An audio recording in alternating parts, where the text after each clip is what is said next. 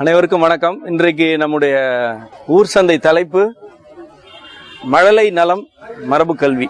எப்படியும் நேரம் கடன் வாங்கியிருப்பீங்க, அல்லது வாய்ப்பு இருந்தால் அடகு வச்சிருப்பீங்க.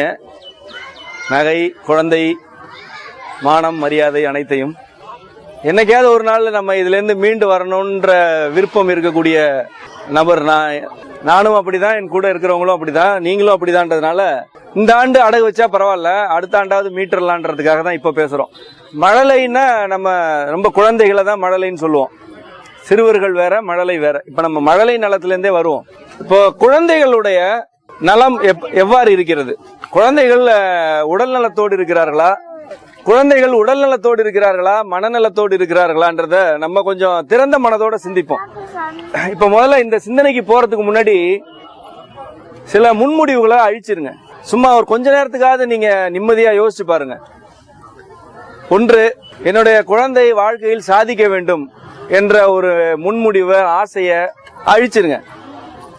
என் மேல கோபப்பட்டுட்டாது அழிச்சிருங்க. முதல்ல கொஞ்ச நேரம் தான் என் வாழ்க்கையில என் குழந்தை சாதிக்கணும் அப்படின்றத கொஞ்ச நேரம் அழிக்க கூட வேணாம், எடுத்து ஓரமா வைங்க.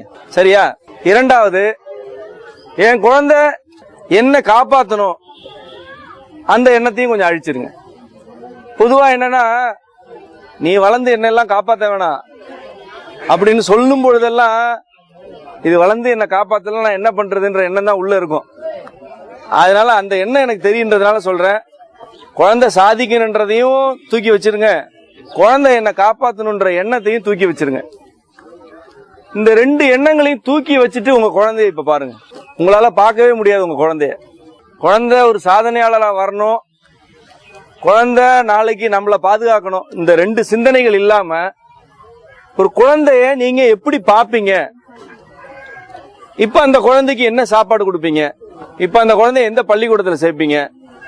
இப்ப அந்த குழந்தை உடல்ல ஒரு தொந்தரவுன்னு சொன்னா அதை எப்படி நடத்துவீங்கன்னு நீங்க கொஞ்சம் கற்பனை பண்ணி பாருங்க. இந்த ரெண்டு சிந்தனைகளையும் தூக்கி வச்ச பிறகு ஒரு குழந்தைய நீங்க ஒரு மனிதரா நடத்துவீங்க. இப்ப ஏன் மனிதரா நடத்தலன்னு நான் சொல்றேன்றத இப்ப சொல்றேன். ஒன்று, குழந்தைகள் இயல்பாக கல்வி கற்க தெரிந்தவர்கள். இயல்பாகவே பிறக்கும் போதே அவர்களுக்கு கற்கும் திறன் உண்டு. எதையும் தெரிந்து கொள்ளும் திறன் குழந்தைகளுக்கு நிச்சயமாக உண்டு. மனிதர்களை தவிர மற்ற அனைத்து உயிரினங்களும் கல்வி கற்பதற்கு என்று தனித்த துறையை உருவாக்கி கொள்வதே கிடையாது. எல்லா உயிரினங்களும் வெளியே வரும்பொழுது தமக்கு எது தேவை, தமக்கு எவையெல்லாம் தேவையற்றவை, எதை எப்படி செய்ய வேண்டும், எப்படி செய்யக்கூடாது, எந்த சூழலில் எப்படி நடந்து கொள்ள வேண்டும், எப்படி நடந்து கொள்ளக்கூடாது என்று தெரிந்துதான் எல்லா உயிரினங்களும் பிறக்கின்றன. இதில் உங்களுக்கு மாற்று கருத்து இருக்க வாய்ப்பில்லை. மனிதர்களுக்கு மட்டும்தான் இவற்றை சொல்லித்தர வேண்டியிருக்கிறது.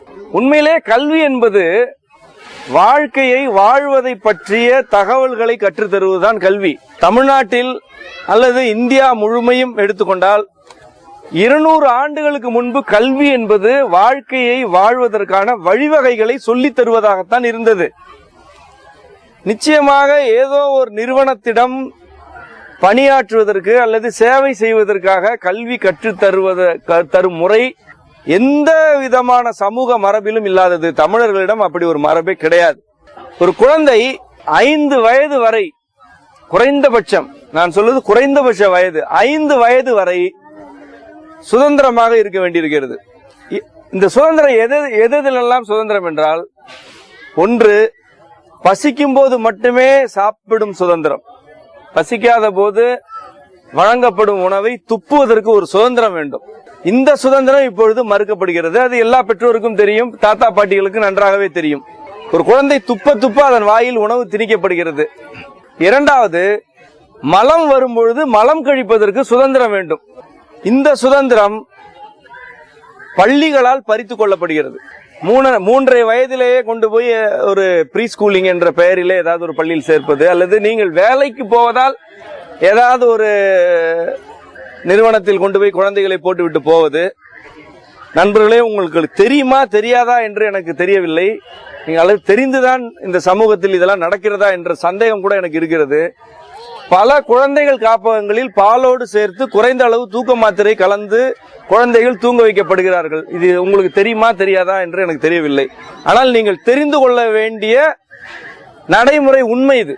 குழந்தை பகல் நேரத்திலே விளையாடும், சேட்டை செய்யும், ஏறி குதிக்கும், கத்தும், கதரும், இதெல்லாம் செய்யும்.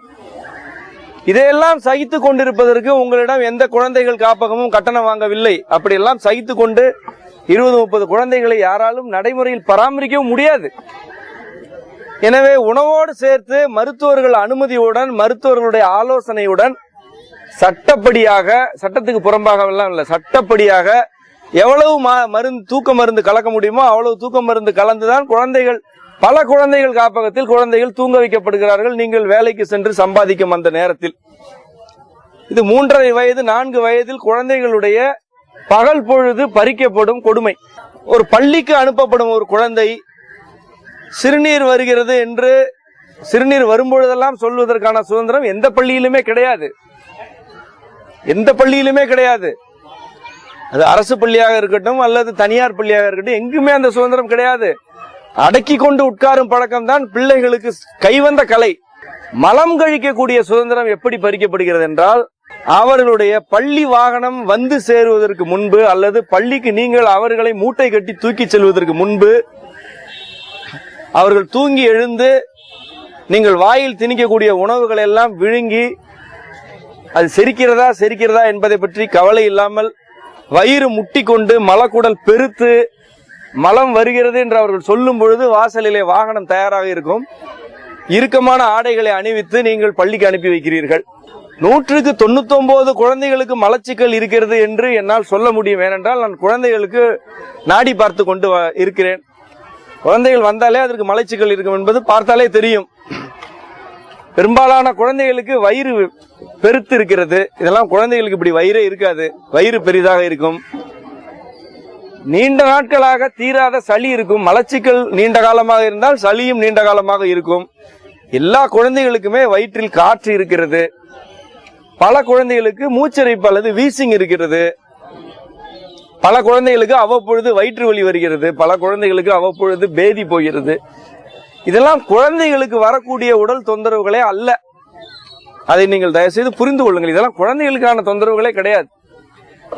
இதெல்லாம் யாருக்கு ஒரு காலத்தில் வரும் என்றால், வேலை வேலை என்று உடல் நலத்தை கவனிக்காமல் ஓடிக்கொண்டிருக்கக்கூடிய செல்வந்தர்களுக்கும் மேல் நடுத்தர வர்க்கத்தினருக்கும் நடுத்தர வயதில் வந்த உடல் தொல்லைகள் இதெல்லாம்.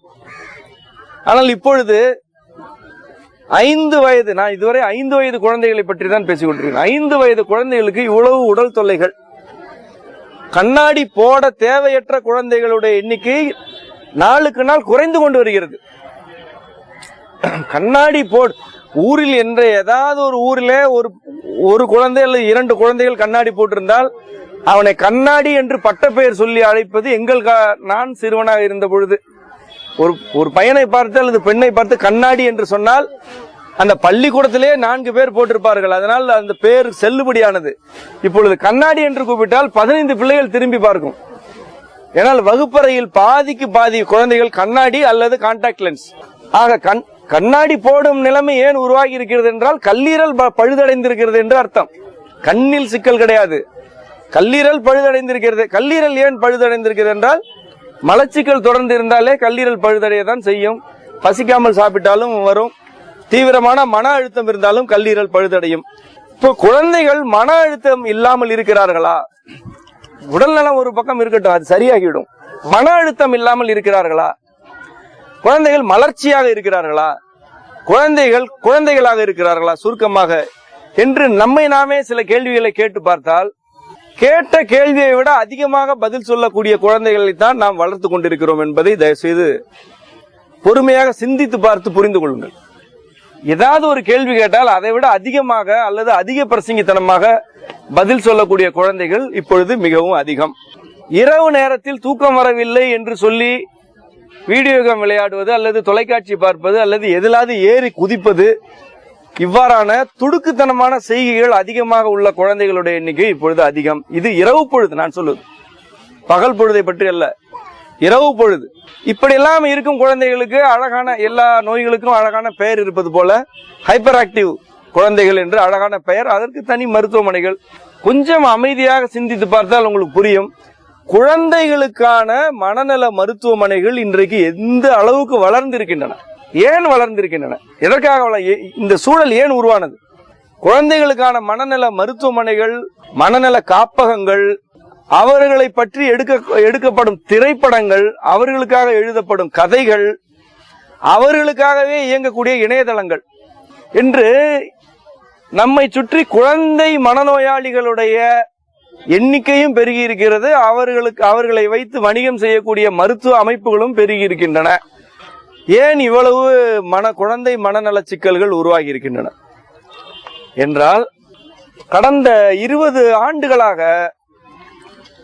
கண்மூடித்தனமாக இந்த சமூகம் பின்பற்றிய கல்வி முறை இதில் முதல் காரணத்தை வகிக்கிறது. சாதிக்க வேண்டும், குழந்தைகள் சாதிக்க வேண்டும் என்ற ஒரு பெரிய மனக்கணக்கு பேராசையாக மாறி அவர்களுடைய இயல்பான தேவைகள் கூட நிராகரிக்கப்படும் சூழல் உருவாகி இருக்கிறது. இயல்பான தேவை, கவிதை வந்தால் கவிதை எழுதட்டும், ஓவியம் வந்தால் ஓவியம் வரையட்டும் என்ற இடத்திற்கெல்லாம் நான் வரவே இல்லை. நான் மூத்திரம் போவது மலம் கழிப்பது என்ற இடத்தில் நின்று கொண்டுதான் இப்பொழுதும் பேசுகிறேன். அந்த தேவை நிராகரிக்கப்படுவதால் தான் மனநல சிக்கல் வருகிறது. நீங்கள் எல்லாம் பணியாற்றுபவர்கள், பெரிய நிறுவனங்களிலே வேலை செய்கிறீர்கள் அல்லது நிறுவனங்களை நடத்துகிறீர்கள். 2 மணி நேரம் சிறுநீரை அடக்கி வைத்தால் உங்களுக்கு கோபம் வருகிறதா அல்லது சாந்த சொரூபியாக மாறுகிறீர்களா என்று உங்களையே நீங்கள் கேட்டு பாருங்கள். 2 மணி நேரம், இதுவே அதிகம். 2 மணி நேரம் சிறுநீரை அடக்க முடியுமா? அரை நாள் மலத்தை அடக்க முடியுமா? அப்படி அடக்கி கொண்டிருப்பதால், இந்த இரண்டையும் அடக்குவதால் உங்களுடைய மனநிலை என்னவாக மாறுகிறது என்று நீங்கள் சிந்தித்து பாருங்கள். நிறைய படித்திருக்கிறீர்கள், நிறைய சாமியார்களை தெரியும், அவருடைய போதனைகள் தெரியும், நிறைய ஆங்கில பொன்மொழிகள் தெரியும். அவற்றையெல்லாம் உங்களுடைய முகநூல் பக்கங்களில் போட்டு வைத்து செய்திகளை உள்வாங்கி பரப்பி கொண்டிருக்கிறீர்கள். அமைதியாக இருப்பது, தியானம் செய்வது, யோகா செய்வது, எவ்வளவு தெரிந்த உங்களால் மூத்திரத்தையும் மலத்தையும் அடக்கி கொண்டு அமைதியாக பொறுமையாக இருக்க முடியுமா? பசியை பொறுத்து கொண்டு உங்களால் இருக்க முடியுமா? தூக்கம் வரும் நேரத்தில் தூங்காமல் இருந்தால் உங்களுக்கு கோபமே வராதா? தூக்கம் வரும் நேரத்தில் வேலை செய்ய சொன்னால் உங்களுக்கு எரிச்சல் வரவே வராதா? படிக்க சொன்னால் உங்களுக்கு ஆத்திரம் வரவே வராதா? எனக்கு மலத்தை அடக்கினாலும் நான் பொறுமையாக இருப்பேன், மூத்திரத்தை அடக்கினாலும் பொறுமையாக இருப்பேன், பசியை அடக்கினாலும் பொறுமையாக இருப்பேன் என்றெல்லாம் நீங்கள் சொன்னால் நான் உங்களுக்காக பேசவில்லை. நான் என்னை போன்ற சாதாரண மனிதர்களுக்காக பேசுகிறேன். இவற்றையெல்லாம் அடக்கினால் எனக்கு கோபம் வரும், என்னை போன்ற மனிதர்களுக்கும் கோபம் வரும். இந்த கோபம் தான் இப்பொழுது குழந்தைகளுக்கு வருகிறது. இதற்கு ஹைப்பர் ஆக்டிவ் சைல்டு என்று ஒரு பெயர் வைத்துக் கொள்ளலாம், அல்லது வேறு வேறு பெயர்கள் வைத்துக் கொள்ளலாம். அவர்களை சிறப்பு குழந்தைகள் என்ற பிரிவில் பிரித்து வைக்கலாம். உங்களுடைய பணி செய்யும், நீங்கள் பணியாற்றக்கூடிய நிறுவனம் உங்கள் குழந்தைகளை நீங்கள் நடத்துவது போல உங்கள் நிறுவனம் உங்களை நடத்தினால் ஓராண்டு காலத்தில் நீங்கள் முழுமையான மனநோயாளியாக வெளியே வருவீர்கள். உங்கள் குழந்தைகளை நீங்கள் எப்படி நடத்துகிறீர்களோ அதுபோல உங்களை யாராவது நடத்தினால் ஓராண்டு அதிகம். எப்படி நடத்த வேண்டும்? தினசரி வீட்டு பாடம் கொடுக்க வேண்டும். அந்த வீட்டு பாடங்களுடைய அர்த்தம் என்ன என்று உங்களுக்கு தெரியக்கூடாது, ஆனால் அதை செய்து வர வேண்டும். இங்கே நாங்கள் தமிழ் எழுதி போட்டால், நான் ஏற்கனவே எழுந்தேன் முகநூலில், தமிழ் உயிரெழுத்து மெய்யெழுத்து உயிர் மெய்யெழுத்து எழுதி போட்டால் எல்லா எழுத்துக்களையுமே படிக்கிறார்கள். அவு படிக்கிறார்கள், கவு படிக்கிறார்கள், கீ கூ எல்லாவற்றையுமே படித்தார்கள். இவ்வளவு தமிழ் எழுத்துக்கள் தெரிந்திருக்கிறது என்று வியந்து போகும்போது பணியாற்றக்கூடிய ஆசிரியர் ஒருவர் சொன்னார், நீங்கள் வரிசைப்படி எழுதி போடுவதை நிறுத்திவிட்டு மாற்றி மாற்றி எழுதி போடுங்கள் என்று. ஆனா ஆவண்ணாவுக்கு பதிலாக ஆவண்ணா ஆனா என்று எழுதினால் படிக்க தெரியவில்லை. அ ஆ இ என்று எழுதினால் படிக்கிறார்கள். இ இ ஆ என்று எழுதினால் படிக்க தெரியவில்லை. மனப்பாடம். இப்படி போட்டால் அது தெரியும், அதுக்கப்புறம் ஆவணா தானே வரும், ஈ தானே வரும், ஈ என்ன தானே வரும், மனப்பாடம். தமிழ் ஒரு தாய்மொழியுடைய உயிரெழுத்தை கூட புரிந்து கொண்டு படிக்காத வகையில் கல்வி கற்பிக்கப்படுகிறது. இது தமிழுக்கு மட்டுமல்ல, ஆங்கிலத்துக்கும் பொருந்தும். மொழியே இப்படி என்றால் இந்த மொழி வழியாக சொல்லிக் கொடுக்கப்படும் பாடங்கள், இதிலே அறிவியல், கணிதம், சமூக அறிவியல், வரலாறு, இதெல்லாம் இந்த மொழி வழியாக, மொழியே ஒழுங்காக கற்பிக்கப்படவில்லை. நீங்கள் எந்த வேலை செய்தாலும் உங்கள் வேலையில் இருக்கக்கூடிய தலைமை அதிகாரி அந்த வேலை எதற்காக செய்யப்படுகிறது, இந்த வேலையுடைய நோக்கம் என்ன, அதனுடைய விளக்கம் என்ன என்று சொல்லாமல் உங்களிடம் வேலை வாங்கினால் உங்களுக்கு கோபம் வருகிறதா இல்லையா? இதை ஏன் செய்ய வேண்டும், எப்படி செய்ய வேண்டும், எதற்காக செய்ய வேண்டும் என்ற 3 கேள்விகளுக்கு பதில் தெரியாமல் உங்களால் அந்த வேலையை செய்ய முடியுமா? அப்படி செய்யும்படி தூண்டினால் அல்லது வற்புறுத்தினால் உங்களுக்கு அந்த வேலை மீது வெறுப்பு ஏற்படுகிறது, வேலை சொல்பவர் மீது வெறுப்பு ஏற்படுகிறது. நீங்கள் அந்த நிறுவனத்தை விட்டே வெளியேறுகிறீர்கள். உங்களால் இம்மாதிரியான நிர்பந்தங்களை 10 முறை கூட சமாளிக்க முடியாது. உங்கள் குழந்தை ஒரு நாளைக்கு 100 முறை இந்த நிர்பந்தங்களை தாங்கிக் கொண்டிருக்கிறது. எந்த வகுப்பு, எந்த பாடம் அவர்களுக்கு புரியும்படி நடத்தப்படுகிறது? ஒரு காலத்தில் 10ஆம் வகுப்பிலே ஒரு 400 மதிப்பெண் எடுத்தால் அது பெரிய மதிப்பெண், மிகப்பெரிய மதிப்பெண். 400 எடுத்தால், 450 எடுத்தா தரமான மாணவர். இப்பொழுது நான் எதிர்பார்த்து கொண்டே இருக்கிறேன், 500க்கு 501 போட போகிறார்கள். வாங்கிய காசை விட அதிகமாக வேலை செய்யும் அதிகாரிகள் இருக்கிறார்கள்.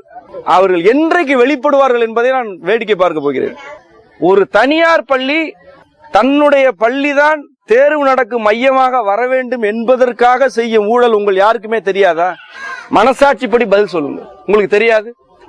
இந்த ஸ்கூல் தான் சென்டராக வர வேண்டும் என்பதற்காக பள்ளி நிர்வாகம் செய்யும் ஊழல் உங்களுக்கு தெரியாதா? ஏன் அந்த பள்ளிக்கூடம் தேர்வு மையமாக வர வேண்டும்? மாணவர்களுக்கு சொல்லித்தர வேண்டும், பிட் எடுத்து கொடுக்க வேண்டும், மாணவர்களுக்கு சொல்லித்தர வேண்டும், காப்பி அடிக்க அனுமதிக்க வேண்டும். அதற்காக தான் சென்டர் கேட்கிறார்கள்.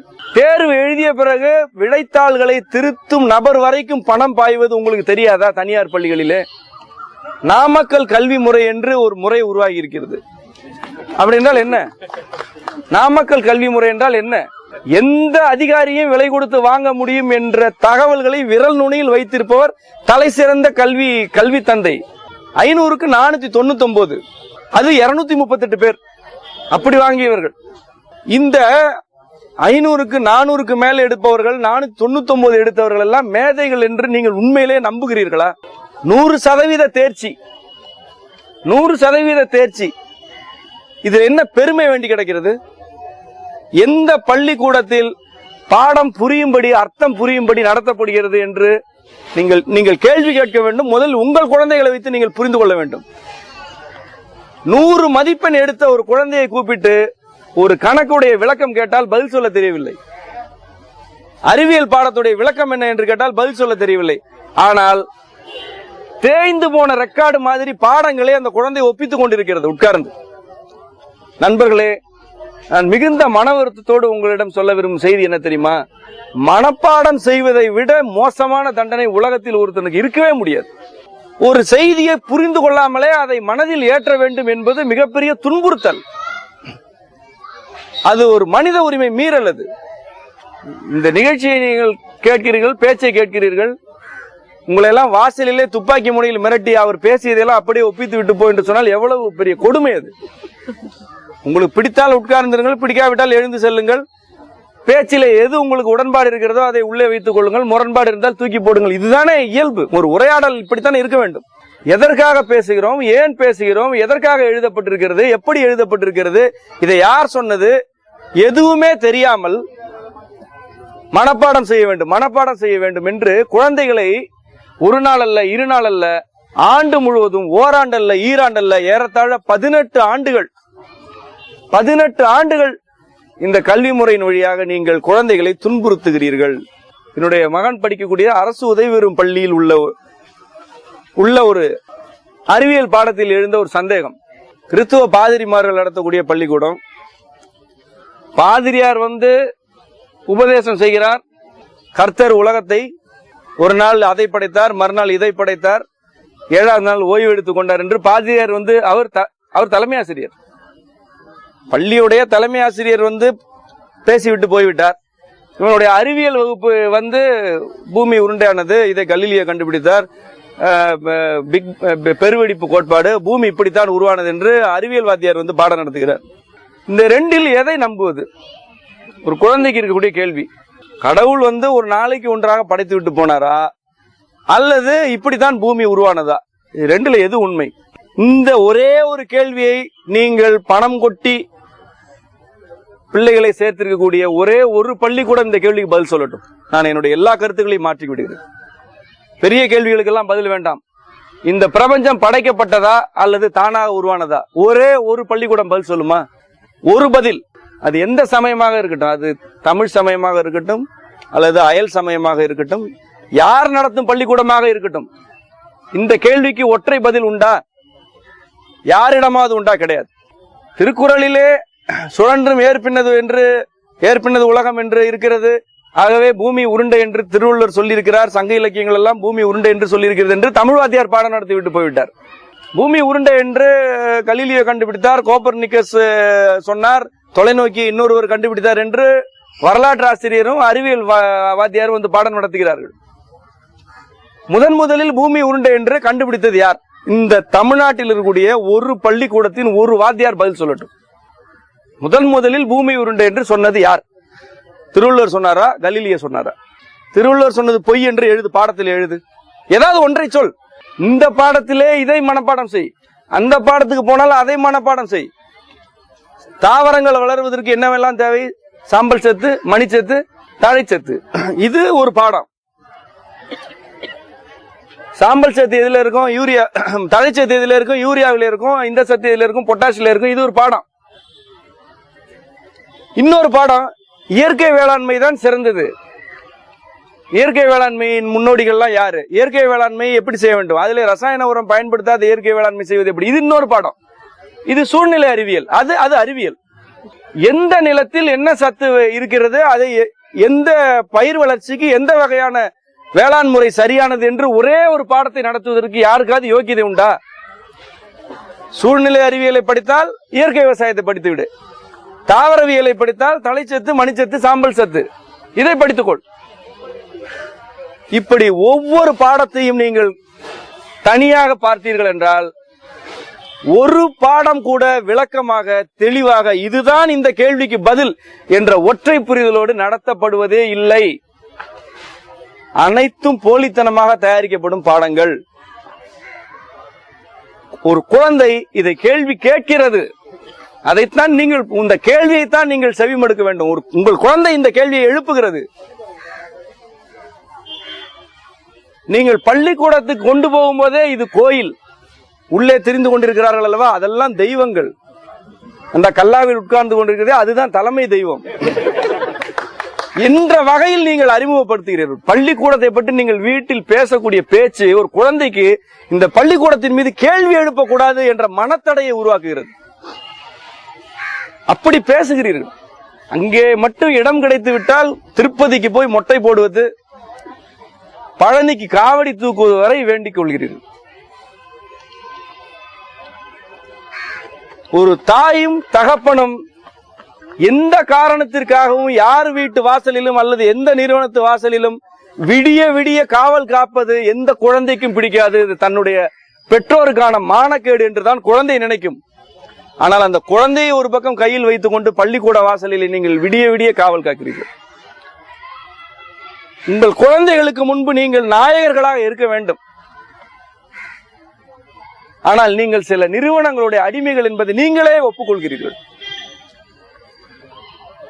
ஆக இவ்வளவு பணம் கொடுத்தேன், இவ்வளவு கடன் வாங்கினேன், இவ்வளவு நேரம் கால் கெடுக்க நின்றேன், அவன் காலை பிடித்தேன், இவன் காலை பிடித்தேன் என்றெல்லாம் சொல்லி நீங்கள் அந்த குழந்தைக்கு வேலை வாங்கி தரவில்லை. எல்கேஜி சீட்டு வாங்கி இருக்கிறீர்கள். எல்கேஜி சீட்டு, 5வது சீட்டு, 6வது சீட்டுக்கு இவ்வளவு இந்த தனியார் பள்ளிக்கூடம், சிபிஎஸ்இ பள்ளிக்கூடங்களில் இருக்கக்கூடிய பாடத்திட்டம் தான் எதிர்காலத்துக்கு தேவையானது என்று சொல்லக்கூடிய எல்லாரை பார்த்தும் நான் கேட்கிறேன். இன்னும் 20 ஆண்டு கழித்து இந்த பூமியில் இருக்கக்கூடிய தொழில்துறை என்ன? யாராவது ஒருவர் பதில் சொல்லட்டும். இன்னும் 20 ஆண்டுகள் கழித்து இந்த துறைதான் இருக்கும். 20 ஆண்டுகளுக்கு முன்பு தகவல் தொழில்நுட்ப துறைதான் நிறைய பேருக்கு வேலை கொடுக்கும் என்று சொன்ன பள்ளிக்கூடம் எது? அதுக்கான பாடத்திட்டத்தை வகுத்த பள்ளிக்கூடம் எது? 20 ஆண்டுகளுக்கு முன்பே ஐடி துறைக்கான பாடத்திட்டத்தை வகுத்த பள்ளிக்கூடம் எது? அல்லது ஐடி துறையில் மட்டும்தான் இப்பொழுது வேலை இருக்கிறதா? மற்ற துறையிலெல்லாம், இன்சூரன்ஸ் துறையில் இல்லையா? இன்றைக்கு எவ்வளவு துறைகளில் வேலை வாய்ப்பு இருக்கிறது? இவற்றையெல்லாம் முன்கூட்டியே தெரிந்து கொண்டு பாடத்திட்டங்களை உருவாக்கிய பள்ளிக்கூடம் எது? அப்படி ஒரு பள்ளிக்கூடமே கிடையாது. அடிப்படையான தமிழ், அடிப்படையான ஆங்கிலம், கணக்கு, அறிவியல், இதுதான் காலகாலத்துக்கும் படிப்பு. எல்லா காலத்துக்கும் இதுதான் படிப்பு. ஆனால் என்ன விதமான மாயை உங்கள் மனதில் இருக்கிறது என்றால், ஏதோ இந்த பள்ளிக்கூடத்தில் இடம் கிடைத்து விட்டால் இன்னும் 15 ஆண்டுகள் கழித்து இந்த பிள்ளையை அப்படியே ஸ்டீவ் ஜாப்ஸோடைய பேரம் பேத்திகள் எல்லாம் வந்து கொத்தி கொண்டு, நீ எந்த பள்ளிக்கூடத்தில் படித்தாயோ தயவு செய்து வேற எங்க வேலைக்கு போய்விடாதே கண்ணாவா என்று கூட்டி கொண்டு போய் சிலிக்கான் வேலையிலே ஒரு அரண்மனையில் உட்கார வைத்து கால் கழுவி விட போவது போல ஒரு இதிலே படித்தால்தான், இங்கே போனால்தான் என்று. நான் ஒரு கிராமத்துக்காரன் என்ற அடிப்படையில் ஒரு கணக்கு கேட்கிறேன் உங்களிடம். நீங்கள் அந்த குழந்தைக்கு ப்ரீகேஜிக்கு முன்பிலிருந்து செய்ய தொடங்கும் செலவுகள், கல்வி செலவுகள், அது நிச்சயமாக ஏதோ ஒரு பிஇ படிக்க போகிறது. ஏனென்றால் வேற படிப்பு கிடையாது தமிழ்நாட்டில். பிஇ படித்து முடித்து விட்டு அதன் பிறகு வேலைக்காக வேறு படிப்பு படிக்க வேண்டும். இதெல்லாம் படித்து முடிக்கும் வரை நீங்கள் செய்யக்கூடிய செலவை உங்களுடைய வீட்டில் அமர்ந்து ஒரு தாளில் எழுதுங்கள், செய்து பாருங்கள். உங்களுக்கு தான் நல்லா கணக்கு போட தெரியும் அல்லவா, இந்த கணக்கை போடுங்க. இன்றைக்கு உங்கள் குழந்தை 6வது படிக்கிறதா, கடந்த காலம் எதிர்காலம் தோராயமான கணக்கு, கடந்த காலம் துல்லியமான கணக்கு. ஏனென்றால் நகை சீட்டெல்லாம் இருக்கும், எடுத்து பார்த்தாலே தெரியும், பேங்க் லோன் இருக்கும், துல்லியமான கணக்கு போட்டு விடலாம். எல்லா கணக்குகளையும் எழுதிவிட்டு இந்த பணத்தை உங்கள் குழந்தை சம்பாதிப்பதற்கு எத்தனை காலம் ஆகும் என்று கணக்கு சொல்லுங்க. அவ்வளவு ஏன் ஊர் திரும்ப வேண்டும் என்று விரும்பக்கூடிய இளைஞர்கள் எத்தனை பேரால் உடனே திரும்ப முடிகிறது? ஏன் திரும்ப முடியவில்லை? பெற்றோர் உங்களுடைய படிப்புக்காக வாங்கிய கடன், அவர்கள் வாங்கிய கடன், அப்புறம் அந்த வேலைக்காக நீங்கள் வாங்கிய கடன், அந்த வாழ்க்கை முறைக்காக நீங்கள் வாங்கிய கடன், இந்த கடன்களை எல்லாம் அடைத்து முடித்து விட்டு எப்ப ஊர் திரும்புறது? ஊர் திரும்பும்போது ஊரே இருக்காது. கடன் கடன் கடன் கடன் கடன் இல்லாமல் கல்வி முறையை சிந்திப்பதற்கு அருகதையற்ற சமூகம். கடன் இல்லாமல் படிக்க வைப்பதை பற்றி சிந்திக்க முடியுமா? முடியாது. ஆக என்ன நடக்கிறது என்றால், ஒரு குழந்தையுடைய மனம் கல்வி முறை என்ற சுமை, பள்ளிக்கூடத்தின் கெடுபிடிகள் என்ற சுமை, புரியாத பாடங்கள் என்ற சுமை, இவை எல்லாவற்றையும் மீறி தன் மீது தன் பெற்றோர் செய்யும் முதலீடு என்னும் ஒரு சுமை. ஒரு 10ஆம் வகுப்பு முடிக்கும் பொழுது ஒரு குழந்தை சொல்ல வேண்டும், எனக்கு அறிவியல் வரவில்லை, எனக்கு தெரியவில்லை, வரவில்லை, நான் வரலாறு படிக்கிறேன் என்று சொல்ல வேண்டும். சொன்னால் ஒத்துக்கொள்ளக்கூடிய மனநிலை எத்தனை பெற்றோருக்கு இருக்கிறது?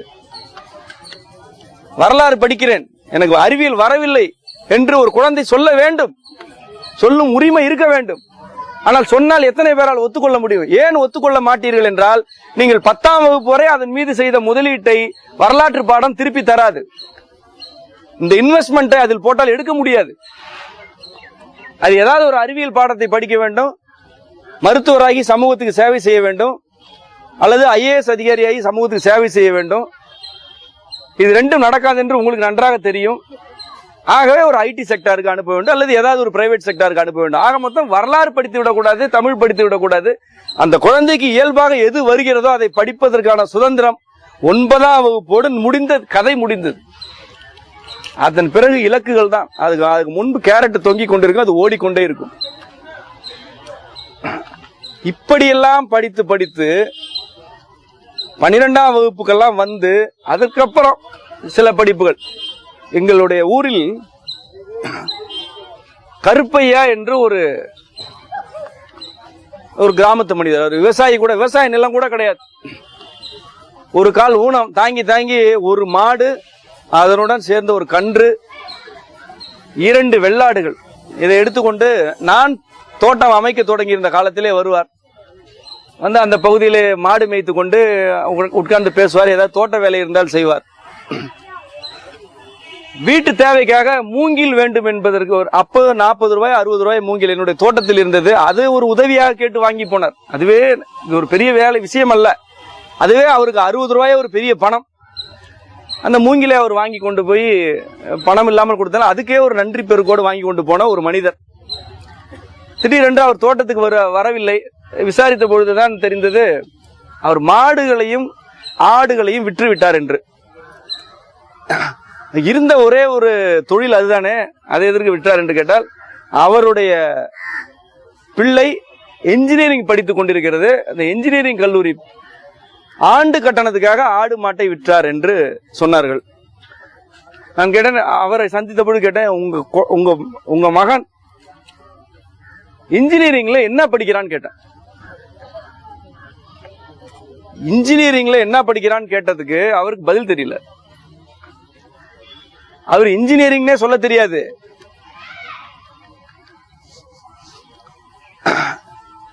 எந்த கல்லூரி என்று கேட்டால் பதில் சொல்கிறார். ஆண்டு கட்டணம் எவ்வளவு என்று கேட்டால் பதில் சொல்கிறார்.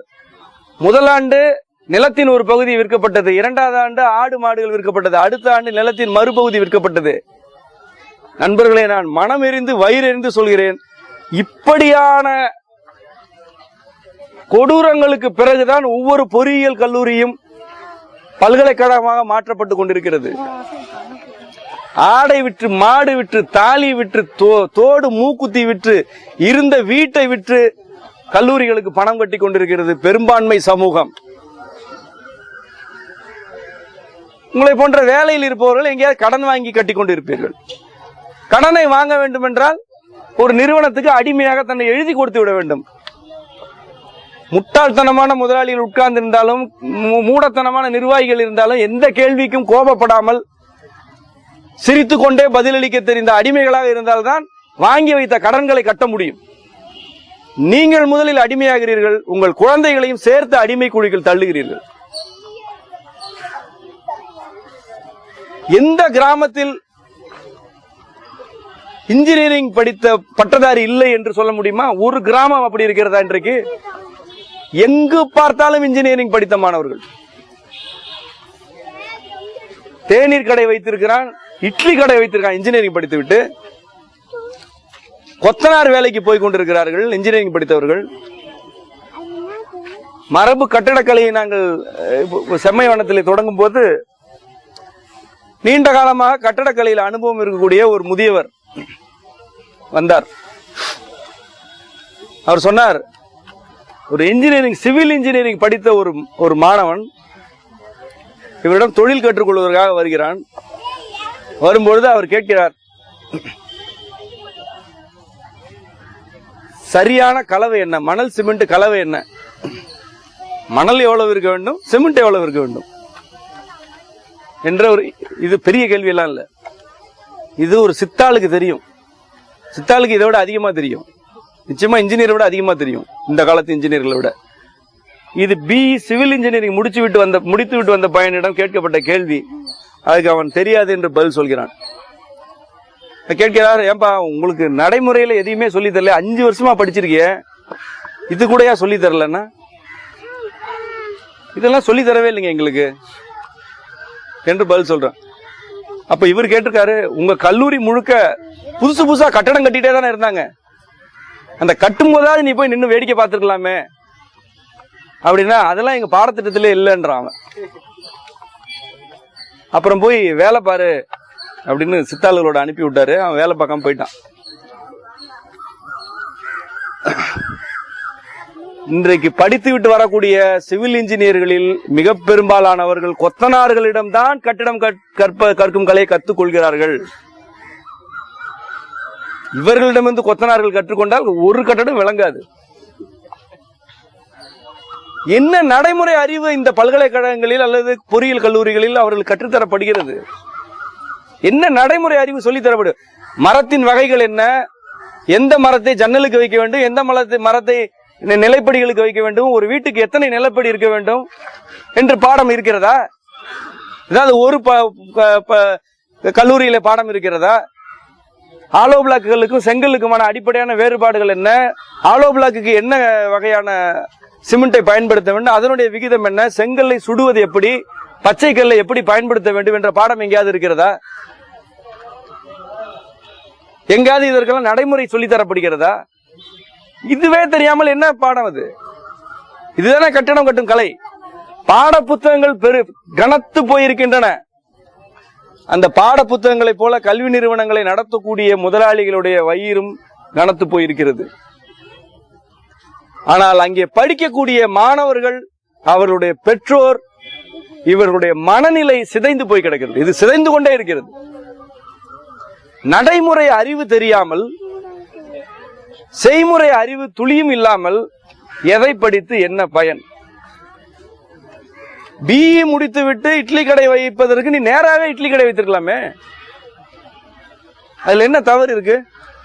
பிஇ முடித்து விட்டு உதவி இயக்குனர், பிஇ படித்தவர்கள் இப்பொழுது தேநீர் கடையில் வேலை செய்கிறார்கள், பிஇ படித்தவர்கள் சித்தாள் வேலைக்கு போகிறார்கள், கொத்தனார் வேலைக்கு போகிறார்கள் கிராமத்திலே. அல்லது பிஇ படித்த தகவலை கூட சொல்லாமல் பெரிய கடைகளிலே எடுபிடி வேலை பார்த்து கொண்டு பிஇ படித்தன்னு சொன்னா வேலை தர மாட்டான். இதுக்கு எதுக்கு பிஇ படிக்கணும்? வெளிநாடுகளுக்கு வேலைக்கு செல்லக்கூடிய இளைஞர்கள் இந்த பிஇ படித்து விட்டு அந்த தகுதிக்கான வேலையை பார்த்து கொண்டிருக்கிறார்களா? 100 பேர் போனால் 10 பேருக்கு தகுதிக்கான வேலை கிடைத்தால் அது அதிசயம். மீதி 90 பேரும் எடுபிடிகளாகவும் கூலி தொழிலாளர்களாகவும் போய் கொண்டிருக்கிறார்கள். இதை படித்தால் இந்த வேலை கிடைக்கும் என்று ஒரு துறை உண்டா? இதை படித்தால் ட்ரிபிள் இ படித்தால் இந்த வேலை கிடைக்கும் ஏதாவது உண்டா? உத்தரவாதம் உண்டா? அல்லது என்னென்னவோ இருக்கிறது, இதுக்கெல்லாம் உத்தரவாதம் உண்டா? அப்படி ஒரு உத்தரவாதமே கிடையாது. ஆக இதுதான் இன்றைய நிலைமை. இன்னும் 15 ஆண்டுகள் கழித்து நீங்கள் செய்திருக்கக்கூடிய முதலீடு பெரிய பெரிய வேலை வாய்ப்புகளாக மாறி குழந்தைகள் வழியாக திரும்பி வரும் என்று நீங்கள் நினைப்பதற்கு ஏதாவது தர்க்கபூர்வமான காரணம் உண்டா? நான் அதை தெரிந்து கொள்ள வேண்டும் என்று விரும்புகிறேன். எல்லாவற்றையும் லாஜிக்கலாக சிந்திக்கக்கூடிய மக்களே, உங்களுடைய லாஜிக் என்ன என்று நான் கேட்கிறேன். இன்னும் 15 ஆண்டு கழித்து இந்த பள்ளிக்கூடத்தில் சொல்லிக் கொடுத்த பாடத்திற்கான வேலை கிடைக்கும் என்று எதை வைத்தாவது நம்ப முடியுமா என்று கேட்கிறேன். அல்லது நீங்கள் அப்படி வேலை பாருங்கள். இன்னைக்கு ஐடி செக்டாரில் இருக்கக்கூடிய அனைவரையும் நான் கேட்கிறேன், இதெல்லாம் நீங்கள் என்ன 4ஆம் வகுப்பிலே படித்தீர்களா? பிறக்கும் போதே ஐடி குழந்தைகளாக பிறந்தீர்களா? ஒரு கையில் லேப்டாப், மறு கையில் சாப்ட்வேர் சிடியோடு பிறந்த குழந்தைகளா? நீங்கள் 5ஆம் வகுப்பு படிக்கும் போது, 10ஆம் வகுப்பு படிக்கும் போது இந்த வேலையில் இருக்க போகிறோம் என்பதை பற்றிய சிந்தனையாவது உங்களுக்கு இருந்ததா? ஏனென்றால் இப்படியான துறையே அன்றைக்கு கிடையாது. ஆக எது தேவை என்றால் அடிப்படையாக ஒரு கல்வி வேண்டும், அடிப்படையாக மொழி தெரிய வேண்டும், அடிப்படையாக அயல் மொழி தெரிய வேண்டியது, தொழில் மொழியோ இன்றைக்கு ஆங்கிலம் தெரிய வேண்டும், தாய்மொழி தமிழ் தெரிய வேண்டும். இது 2 தெரிந்தால் இந்த 2ஐ வைத்துக் கொண்டு எதை வேண்டுமானாலும் படிக்கலாம், ஓராண்டில் படிக்கலாம். மொழி தெரிந்தால் எதையும் படிக்கலாம், ஓராண்டில் படிக்க முடியும். மொழியும் தெரியாமல், மொழியின் வழியாக எந்த துறை அறிவும் இல்லாமல் வளர்க்கப்படும் குழந்தைகள் தங்களுடைய இளமை காலம் முழுவதையும் கல்வி நிறுவனங்களிடம் ஒப்படைத்துவிட்டு, பெற்றோருடைய அச்சுறுத்தலுக்கு அல்லது அவலாசைகளுக்கெல்லாம் ஒப்படைத்துவிட்டு 22, 23 வயதுக்கு பிறகு வாழ்க்கையை வாழ தொடங்கும் பொழுது அவர்களுடைய கழுத்தில் நீங்கள் வாங்கிய கடன் இருக்கிறது. அடுத்து திருமணம். இந்த லட்சணத்துல கல்யாணம் வேற. திருமணத்தையாவது ஒரு எளிமையா நடத்த முடியுமா? முடியாது. ஏனென்றால் மணமகன் பெயருக்கு பின்னால் 7-8 எழுத்துகள், மணமகள் பெயருக்கு பின்னால் 7-8 எழுத்துகள். இது 2ம் பொருந்துவதற்கே 4 ஆண்டுகள் ஆச்சு மாப்பிள்ளை பொண்ணு தேடுறதுக்கு. இது 2 வேற பொருந்தணும் படிக்க வச்சாச்சுன்னா. மத்த பொருத்தம் எல்லாம் தேவையில்லை. இது 2ம் பொருந்துதா? ஜாதி பொருந்தணும், காசு பொருந்தணும், படிப்பு பொருந்தணும். இதெல்லாம் பொருந்திடுச்சுன்னா எப்படி எளிமையா கல்யாணம் நடத்துறது? அதுக்கு கடன் வாங்கு, அதுக்கு கடன், படிக்க வைக்க கடன், வேலைக்கு அனுப்ப கடன், கல்யாணத்துக்கு கடன், எல்லாம் வாங்கி அது கையில சொம்பையும் பழத்தையும் கொடுத்து விட்டு சந்தோஷமா இருந்து மனசாட்சியே இல்லாம அனுப்புறீங்களே. கட்டிலுக்கு கீழே திறந்தா கடன் பத்திரமா இருக்காது, 2 மேல படுத்திருக்க போது. நீ சொம்ப கொடுக்கறது போல பால் டாயில வாங்கி கொடுத்து அனுப்பிடலாமே, சந்தோஷமா போயிடுங்க. இதுக்கப்புறம் வீடு எப்ப வாங்க போற? அடுத்த கேள்வி. அது கடன் தான். அதுக்கு முன்னாடியே காரு, அதுவும் கடன் தான். 2 வீலரே கடன். அட அவ்வளவு ஏன் ஜட்டி பணியனே கிரெடிட் கார்டு. இதுல என்ன நம்ம பெருசா காரு வீடு பெருசா ஏன் பேசிட்டு? அதுவே கிரெடிட் கார்டு, அதுவே 5% சரியா கட்டி ஒரு சூதாட்டம் நடந்துட்டு இருக்கு. என்ன பொருளாதார அறிவு இங்கே சொல்லிக் கொடுக்கப்பட்டது? இப்பொழுது இருக்கக்கூடிய இளைஞர்களுக்கு என்ன பொருளாதார அறிவு இருக்குது? பொருளை சேமித்து வைத்து செலவிட வேண்டும் என்று சொன்னால் அதை கடைபிடிப்பதற்கான இடமாவது வாய்ப்பாவது இன்றைக்கு உங்களுக்கு இருக்கிறதா? உங்களுக்கே கிடையாது. நான் சொல்கிறேன், ஊர்ல நிலம் வாங்கணும்னு யாராவது நினைச்சா கொஞ்சம் கொஞ்சமா சேமிங்க, ஒரு 10 வருஷம் கழிச்சு வாங்குங்க. நான் சொன்னா உங்களுக்கு எப்படி இருக்கும்? இதுக்குதான் இவன்ட்ட எதுவுமே கேட்க கூடாது. எல்லா கேள்விக்குமே ஆகா வழியா பதில் சொன்னா என்ன பண்றதுன்னு. ஆனா நான் சொல்றதுதான் நியாயமான பதில். ஏன் 10 ஆண்டுகளை பத்தி உங்களால சிந்திக்க முடியாது தெரியுமா? உங்களுக்கு பொறுமை, நிதானம், மெதுவான வளர்ச்சி இதெல்லாம் தெரியாது. தாவி பழகிட்டீங்க, நடக்கல. ஒரு காலத்துல ஒரு குண்டுமணி தங்கம் வாங்கணும்னா அதுக்காக 1 வருஷம் சேமிப்பாங்க. இன்னைக்கு இல்ல, நாளைக்கு வேணும். அப்ப என்ன செய்யணும்னா சேமிக்கணும். இன்னைக்கு அப்படி இல்ல. முதல்ல கடனை வாங்கி 10 பவுனை வாங்கிடுறது, அப்புறம் அந்த கடனை கட்டுறது. தலைகீழான ஒரு பொருளாதாரம். இதெல்லாம் தொழில் வளர்ச்சி அடைந்த நாடுகள்ல இருந்து அவங்க படாத பாடுபட்டு அந்த நாடுகள்லாம் வீழ்ச்சி அடைஞ்சு கிரேக்கம்ன்ற நாடு பிச்சை எடுத்துக்கிட்டு இருக்கு. நாடே பிச்சை எடுக்குது இன்னைக்கு. அங்கிருந்து அகதியா வெளியில போறவங்க எல்லாம் அடிச்சு துரத்துறான் பக்கத்து நாட்டுக்காரன். இதெல்லாம் தமிழ்நாட்டில் நடக்காதுன்னு வேற நீங்க நினைச்சிட்டு இருப்பீங்க. அப்படிலாம் என்ன உத்தரவாதம் இருக்கு? 10 நிறுவனங்களை இழுத்து மூடுனா இங்க இருக்க உங்களோட நிலைமை என்ன? ஏற்கனவே மூடலையா? 12,000 பேரை வெளியில அனுப்பினானே ஒரே நிறுவனத்தில இருந்து. கதி.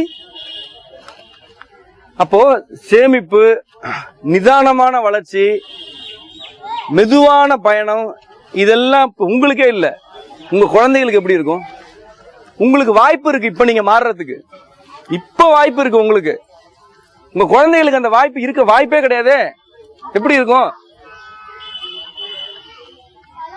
ஓராண்டு 7வது படிக்கிறான், 7வது படிக்கிற பையனோ பொண்ணோ அந்த சரியா படிக்கலன்னா அது ஃபெயில் ஆகி அடுத்த ஆண்டும் படிக்கிற பழக்கம் இருந்துச்சு. அந்த ஓராண்டு இந்த குழந்தை மறுபடியும் அந்த படிப்பை படிக்கிறத அந்த குடும்பம் சகிச்சுக்கிச்சு. யாராவது சகிச்சுக்குவீங்களா? ஓராண்டு உங்க குழந்தை ஒரே வகுப்புல கூடுதலா படிச்சுச்சுன்னா சகித்து கொள்ளக்கூடிய மனம் எத்தனை பெற்றோருக்கு இருக்கிறது? அவங்கெல்லாம் வளர்க்கலையா? குழந்தை 10 ஆண்டுகளில் படிக்க வேண்டிய கல்வியை 13 ஆண்டுகள் படித்தால் குழந்தையை சகித்துக் கொள்வதற்கு ஒரு அன்பு வேண்டும். அந்த அன்பு இன்னைக்கு எத்தனை பெற்றோர்கிட்ட இருக்கு? 9ஆம் வகுப்பு படிக்கும் போதே 10வது பாடம் நடத்துறது, 11வது படிக்கும் போது 12வது பாடம் நடத்துறது. இதுதானே இன்னைக்கு, இதுதானே பிடிக்குது உங்களுக்கு? சாப்பிடும் போது சம்பளத்தை பத்தி நினைக்கிறது, சம்பளம் வாங்கும் போது சாப்பாட்டை பத்தி நினைக்கிறது.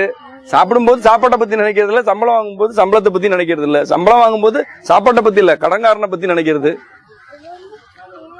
எல்லாமே நிகழ்காலத்தை நிராகரிக்கக்கூடிய வாழ்க்கை முறைகள். நிகழ்காலத்தை நிராகரி. இப்ப பசிக்குதா இப்ப சாப்பிடணும், இப்ப தூக்கம் வருதா இப்ப தூங்கணும்,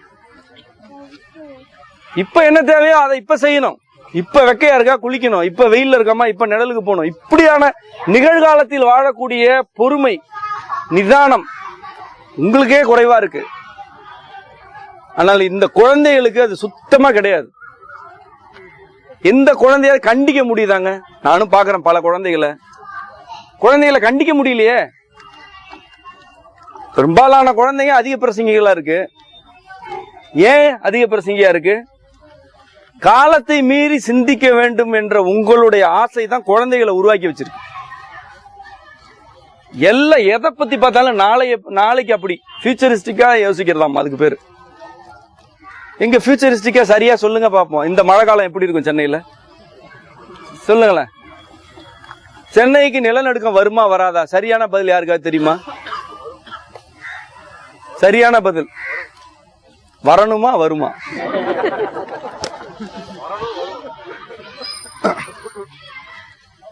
இப்போ 15 நாட்களுக்கு முன்பு ஐநா சபையுடைய பருவநிலை குழு கூடி அபாயகட்டமான நாடுகள்ல முதலிடத்துல இந்தியா இருக்கு. மும்பை உள்ளிட்ட கடலோர நகரங்கள்லாம் ரொம்ப சீக்கிரமே அழிய போகுதுன்னு சொல்லியிருக்கு.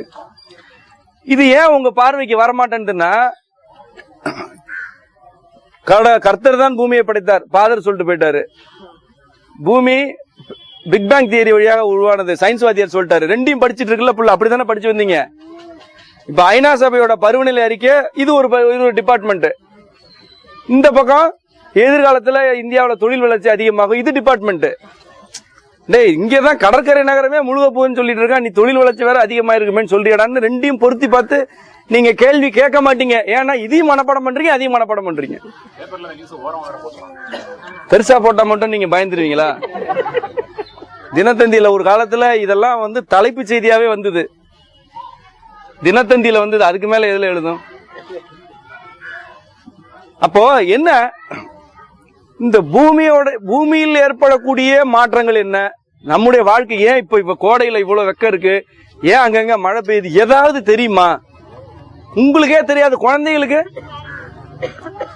என்ன காரணம் என்றால் நாம் நிதானத்தை இழந்து விட்டோம்.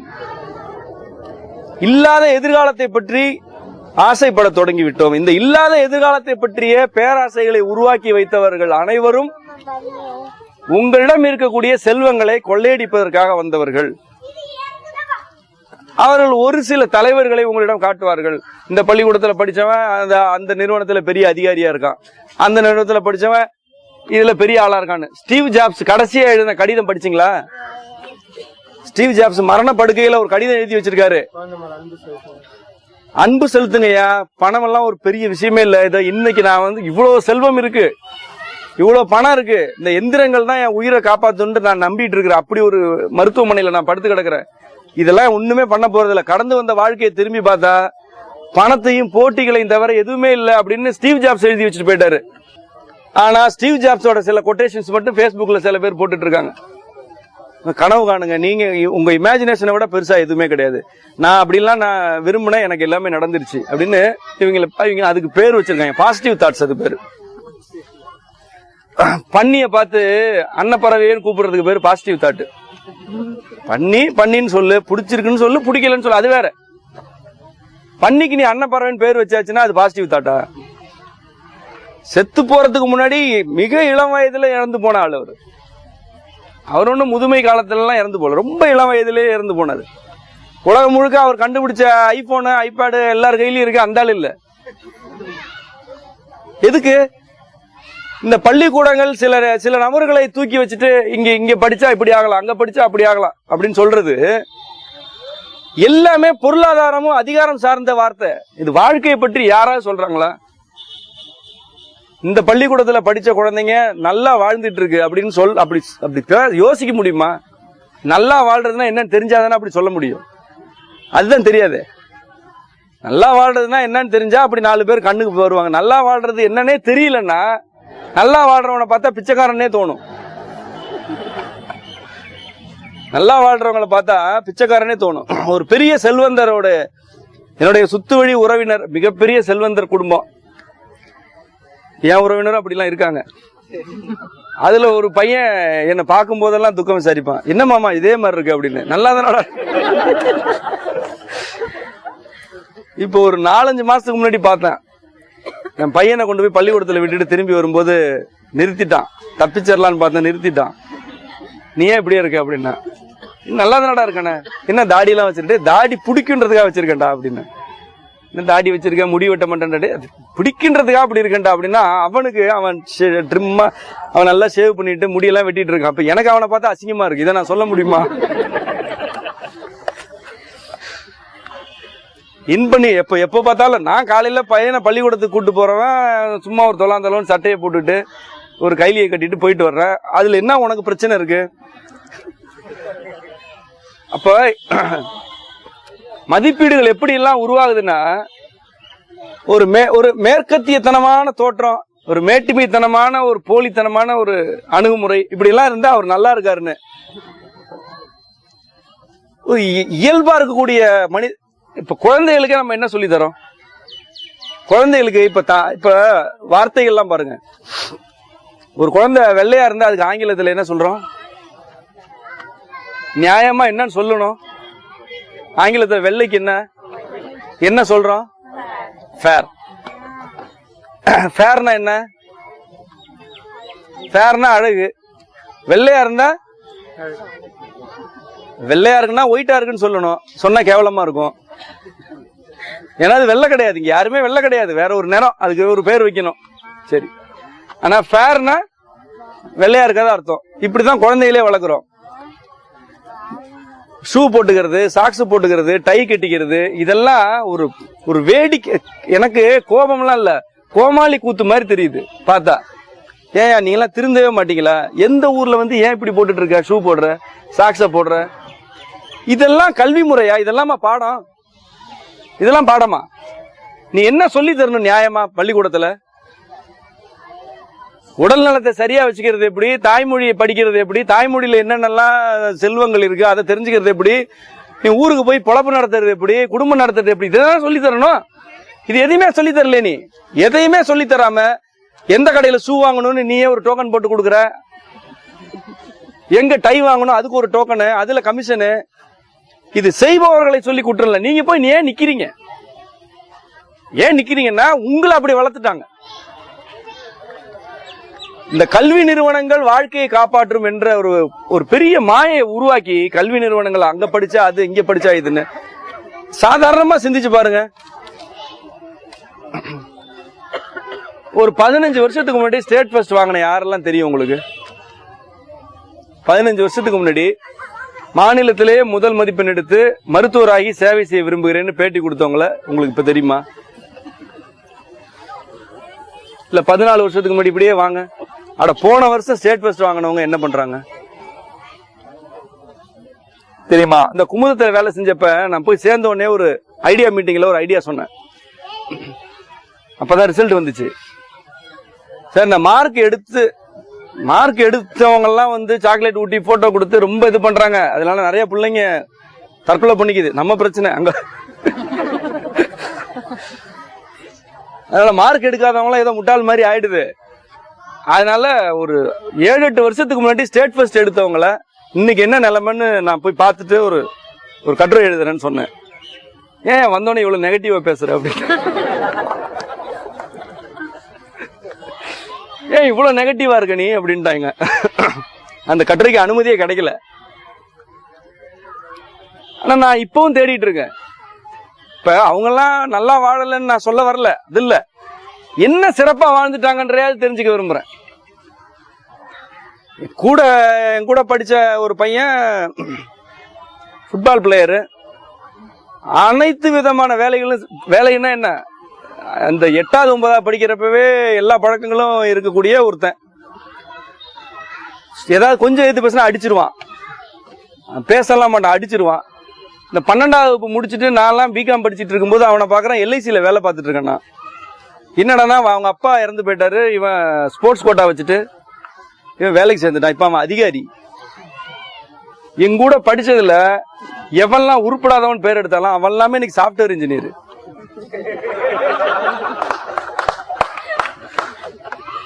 நான் கொஞ்சம் கூட நான் விளையாட்டுக்கு சொல்லலைங்க, உண்மையிலே சொல்றேன். இவெல்லாம் பார்த்தா ஒருத்தனுக்கு பட்ட பேரே வச்சிருந்தான், எருமை. அவன் பேரு இது அவனும் கேட்பான், அதனால அவன் பேரை சொல்ல விரும்பல. எரும மாடு அப்படின்னு ஒரு பட்ட பேர் நான் வச்சிருந்தேன். அதுக்கு முன்னாடி இன்னொன்னு இருக்கு, அதான் அவன் பேர் வரும், எரும மாடுன்னு. ஏன்னா அவ்வளவு தத்தி. அவன் தத்தினா சாதாரண டியூஷன் படிக்கும் போது அவனுக்கு புரிஞ்சிருச்சுன்னா மத்தவெல்லாம் 100க்கு 100 எடுத்துட்டான்னு அர்த்தம். ஆமா, இப்ப பார்த்தா அமெரிக்காவில இருந்துட்டு ஷார்ட்ஸை போட்டுட்டு கூலிங் கிளாஸ் போட்டுட்டு போட்டோ செல்ஃபி எடுத்து பேஸ்புக்ல போட்டுட்டே இருக்கான். நான்லாம் அவனை விட அதிகமா மார்க் எடுத்தவன்.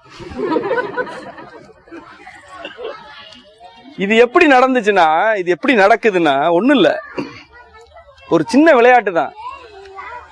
நீ அடிப்படையான டிகிரியை எப்படி வேணாலும் படிச்சுக்க, அதை வச்சுட்டு யாரும் வேலை தரல. அதுக்கு மேல அப்ப உருவாகக்கூடிய ஒரு சாப்ட்வேரா இருக்கட்டும் அல்லது ஒரு புதிய துறையா இருக்கட்டும், அதுக்கான படிப்பு ஒரு வருஷம் படிச்சா போதும். அதுதானே ஐடி துறையோட இலக்கணம் இன்னைக்கும். நீ அடிப்படையா பிகாம் படிச்சியோ, பிஎஸ்சி படிச்சியோ, பிஏ படிச்சியோ அது தேவையில்லை. அதுக்கு மேல ஓராண்டு அல்லது 6 மாத படிப்பு, அதை படிச்சாச்சுன்னா அந்த நிறுவனத்துக்கு தேவையான வேலை செய்யறதுக்கு, மாரடிக்கிறதுக்கு உனக்கு பாட்டு பாட தெரியுமா? தெரியாது. ஒரு 6 மாசத்துல பாட்டு பாட கத்துக்குவியா? கத்துக்குவேன், போய் கத்துக்கிட்டு வா. நல்லா மாரடிச்சுட்டு பாட்டு பாடினா உடனே வேலை. அந்த நிறுவனத்தோடைய மாரடிப்பு அடுத்த ஆண்டு வேற ப்ராஜெக்ட் எடுத்துருவான். இப்ப இன்சூரன்ஸ் செக்டார்ல ஒருத்தர் இப்ப வேலை செஞ்சுட்டு இருக்கான், ஒரு ஐடி கம்பெனி. அவன் இன்சூரன்ஸ் செக்டார்ல ஏதாவது தேக்கம் வருதுன்னா மோட்டார் இன்ஜினியரிங் போறான், அதுல மாரடிக்கிறதுக்கு ஆள் தேடுவான். இங்க ஏற்கனவே மாரடிச்சதே அந்த பாட்டும் பாடிடுச்சுன்னா அங்கேயும் வேலை. இப்போ படிப்பு என்பது தேங்குவதல்ல, அதுதான் இன்னைக்கு நிலைமை. தகவல் தொழில்நுட்பத்துறையா இருக்கட்டும் அல்லது வேறு பன்னாட்டு தொழிலகங்களா இருக்கட்டும், நான் இதை படிச்சுட்டேன், இதுக்கு மேல எனக்கு தேவையில்லைன்னு யாரும் சொல்ல முடியாது. அப்ப என்ன தேவையா இருக்குன்னா, அடிப்படை கல்வி இருந்தா போதும். அடிப்படை கல்வி இருந்துச்சுன்னா, அடிப்படையா மொழி தெரிஞ்சா, தமிழும் ஆங்கிலமும் நல்லா தெரிஞ்சிருச்சுன்னா, நீங்க எந்த துறை நாளைக்கு உருவானாலும் அந்த துறையில இந்த குழந்தைங்க வேலை வாங்கிடும். அதுக்கே இவ்வளவு சிரமப்படணும்? அதாவது என்னைக்காவது ஒரு நாள் அப்பாவோட காட்டுக்கு போகும்போது அப்பா ஆத்துக்குள்ள பிடிச்சி தள்ளி விடுவாரு, அன்னைக்கு நீந்தணும். அப்படி ஒரு கதை இருக்குன்னு வச்சுக்கோங்க. அதுக்காக நான் தினமுமா பிடிச்சி தள்ளி விட்டுட்டு இருப்பீங்க? ஏதோ விடுமுறை நாள்ல கூட்டு போயிட்டு உங்க அப்பா ஒரு மாதிரி அவன் பிடிச்சி தள்ளி விடுவான், கொஞ்சம் நீச்சல கத்துக்கன்னு கத்து கொடுத்துட்டே இருக்கலாம். ஒரு 10 வருஷம் கழிச்சு அது நீந்த கத்துக்க போகுது. அப்புறம் அப்பனையே பிடிச்சி தள்ளி விட்டு வந்துட போகுது. அது காட்டுக்கு போறப்ப 15 ஆண்டு கழித்து ஒரு தேவை இருக்கு அப்படின்னா, அதுக்கு ஏன் தினசரி குழந்தைய சித்திரவதை பண்ணணும்? அப்ப அந்த குழந்தைக்கு என்ன தேவைன்னா, அடிப்படை கல்வி தேவை. இந்த அடிப்படை கல்வியில முதல் இடத்தில் இருப்பது தாய்மொழி தான். ஐயா, இப்ப நான் பேசுறது, நான் இவ்வளவு தமிழ்ல வலிந்து தமிழ்ல பேசுறேன், உங்களுக்கு எல்லாம் புரியுது இல்ல? நீங்க உங்க பிள்ளைங்க உட்கார்ந்து தான் கேளுங்க என்ன பேசினாருன்னு. அதுக்கு தெரியாது. ஆமா, அதுக்கு தமிழே தெரியாது. சரி, ஆங்கிலம் தான் தெரியுமான்னு கேட்டா அதுக்கு ஆங்கிலமும் தெரியாது. இப்ப எப்படி ஆயிடுச்சுன்னா, மொக்கையான ஆங்கிலத்தை சொல்லி கொடுத்து மொக்கையான ஆங்கிலத்துல எழுதி, அது ஒரு அந்த மாதிரியான ஒரு ஆங்கில சமூகமே உருவாயிடுச்சு. எதுக்கு எடுத்தாலும் ஒரு காலத்துல பட்லர் இங்கிலீஷ் சொல்லுவாங்க, இப்ப என்ன இங்கிலீஷ் சொல்றேனே தெரியல. இப்போ தமிழும் முறையா தெரியல, ஆங்கிலமும் தெரியல. நிச்சயமாக தமிழ் ஆங்கிலம் இரண்டிலும் பேச தெரிந்தாலும் எழுத தெரியல. தினமணில நான் வேலைக்கு சேர்ந்தப்ப இருந்த அவங்க கேட்ட ஒரே ஒரு தகுதி என்னன்னா, ஊடக அறிவு, அதெல்லாம் ஒண்ணுமே கேட்கல. ஒரே ஒரு பக்கம் தமிழ்ல ஒரு கட்டுரை, ஆங்கிலத்துல ஒரு கட்டுரை எழுதி கொடு. நம்ம என்னமோ வெளியில இருந்து பார்க்கும்போது பெரிய பத்திரிகை நினைச்சிட்டு போறோம். அங்க வச்சிருந்த அளவுகோல் அவ்வளவுதான். ஒரு பக்கம் எழுது தமிழ்ல, ஒரு பக்கம் ஆங்கிலத்துல எழுது. அப்படின்னா என்னடா இது ஒரு பெரிய விஷயமா சொல்றாங்க அப்படின்ட்டு நான் எழுதி கொடுத்தேன். எனக்கு வேலை கிடைச்சிருச்சு. அப்புறம் தான் கேட்டேன், ஏங்க இதை போய் எழுத சொன்னீங்கன்னு. இதுவே எழுதி தெரியல பாப்ப அப்படின்னாங்க. பிழை இல்லாமல் தமிழ், பிழை இல்லாமல் ஆங்கிலம் எழுத தெரியல. நான் சொல்றது 15 ஆண்டுகளுக்கு முன்பு எழுத தெரியல. அப்பவே அதான் நிலைமை. அப்பெல்லாம் அரசு பள்ளியில படிச்சவங்க, அரசு உதவி பெறும் பள்ளியில படிச்சவங்க எல்லாம் இருந்த காலம். இப்போ ஒரு பக்கம் 2 பக்கம் தமிழ் ஆங்கிலத்தில் எழுத தெரியுமா இந்த குழந்தைகளுக்குன்னா, பிழை இல்லாம எழுத தெரியல. எழுதுறதுக்கு மனசே வரல. முதல்ல தமிழ்ல எழுது, அப்புறம் எங்க தெரியறது? துணிச்சல் வரணும்ல, எழுதிடலான்னு கை வைக்கணும்ல. அந்த துணிச்சலே கிடையாது. அணைஞ்சு போய் கிடக்கு அடுப்பு.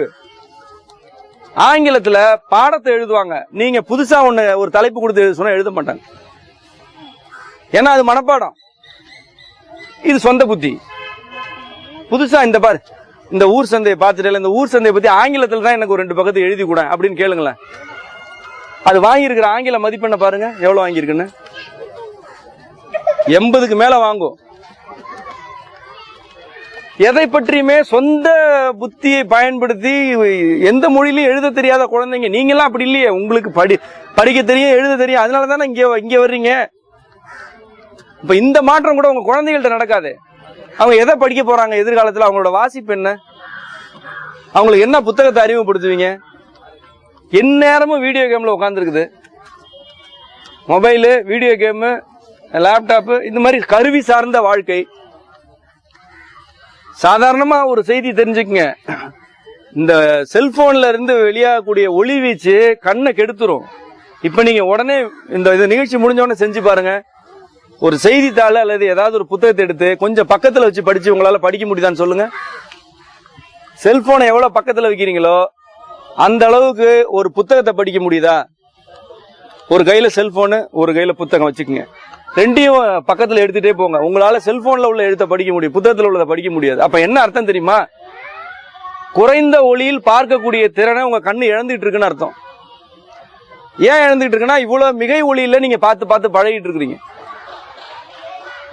இதுதான் உங்க கண்ணுக்கே நிலைமை. உங்க குழந்தை கண்ணுக்கு அதுல வீடியோ கேம் வேற விளையாண்டா அதுல எப்படி பார்வை நல்லா இருக்கும்? குறைந்த ஒளியில் பார்க்கும் திறனை இழந்துட்டே வந்தா எதிர்காலத்துல பார்வை குருடு ஏற்படுறதுக்கான வாய்ப்பு ரொம்ப அதிகம். எப்பவுமே வெளிச்சத்திலே இருக்கணும், பளீர்னு வெளிச்சம் இருக்கணும், இல்லைன்னா கண்ணு தெரியாது. அப்ப நீங்க என்ன செய்யணும்? இந்த செல்போன்லாம் இல்லாத வாசிப்பு பழக்கம்னு ஒண்ணு இருக்கணும். எல்லாத்தையுமே டிஜிட்டல்ல படிக்கிறது, எல்லாத்தையுமே கருவிகள்ல படிக்கிறதுன்றத முதல்ல நிறுத்திட்டு புத்தகம் படிக்கிறது, செய்தித்தாள் படிக்கிறதுன்னு வரணும். ரொம்ப வேதனையான ஒரு ஒரு நிலைமை என்ன தெரியுமா? குழந்தைகளுக்காக இந்த வனம் இதழ் நடத்துறோம். குழந்தைகளுக்கு அதுல 16 பக்கம் கண்ணாமூச்சி இந்த ஆனந்த் சிலையா மாஞ்சி எழுதிட்டு இருக்காரு. ஒரு குழந்தை இது வரைக்கும் படிச்சுட்டு எங்கள்கிட்ட சொன்னது இல்லைங்க. நானே இப்ப அதை மாத்தி செய்யலான்ட்டு யோசிச்சுட்டு இருக்கிறேன். 16 பக்கம் குழந்தைகளுக்காகவே நடத்துறோம். நாங்களே உட்காந்து படம் வரைகிறோம், கதை எழுதுறோம், என்னென்னமோ பண்ணி பாக்குறோமே. அவ்வளவு பேர் சந்தாதாரர்கள், அவ்வளவு பேர் படிக்கிறாங்க. உடல்நல கட்டுரை நல்லா இருந்துன்றாங்க, அந்த கட்டுரை நல்லா இருந்துன்றாங்க, எல்லாம் படிச்சுட்டு சொல்றாங்க. என் குழந்தை இந்த இதை படிச்சுதுங்க, கண்ணாமூச்சி சிறுவர் இதழில் இந்த கட்டுரையை படிச்சுதுங்க, இது நல்லா இருந்துச்சுன்னு சொல்றதுக்கு ஆள் கிடையாது. எதுக்கு எழுதணும்? யாருக்கு எழுதணும்? பெரியவங்களுக்கு பாடம் ஏதோ எழுதுறோம், புத்தகம் எழுதுறோம், படிக்கிறீங்க. இந்த குழந்தைங்களுக்கு ஏதாவது எதிர்காலத்துக்கு தேவைப்படுமே, ஏதாவது சொல்லி வைப்போம்னா படிக்கிறதுக்கே அதுங்க இப்போ ஒரு ஊனமுற்ற குழந்தைகளா மாறிடுச்சு. அதுக்கு இந்த மொழியே தெரியல. அப்ப யார் எழுதுறத படிக்க போகுது? இதுக்கு யாரு இதெல்லாம் வாழ்க்கையை சொல்லிக் கொடுக்க போறது? யாரு? நாங்கெல்லாம் சொல்லிக் கொடுக்க முடியாது. நாங்க என்ன ஆங்கிலத்தில் எழுதணுமா இனிமே?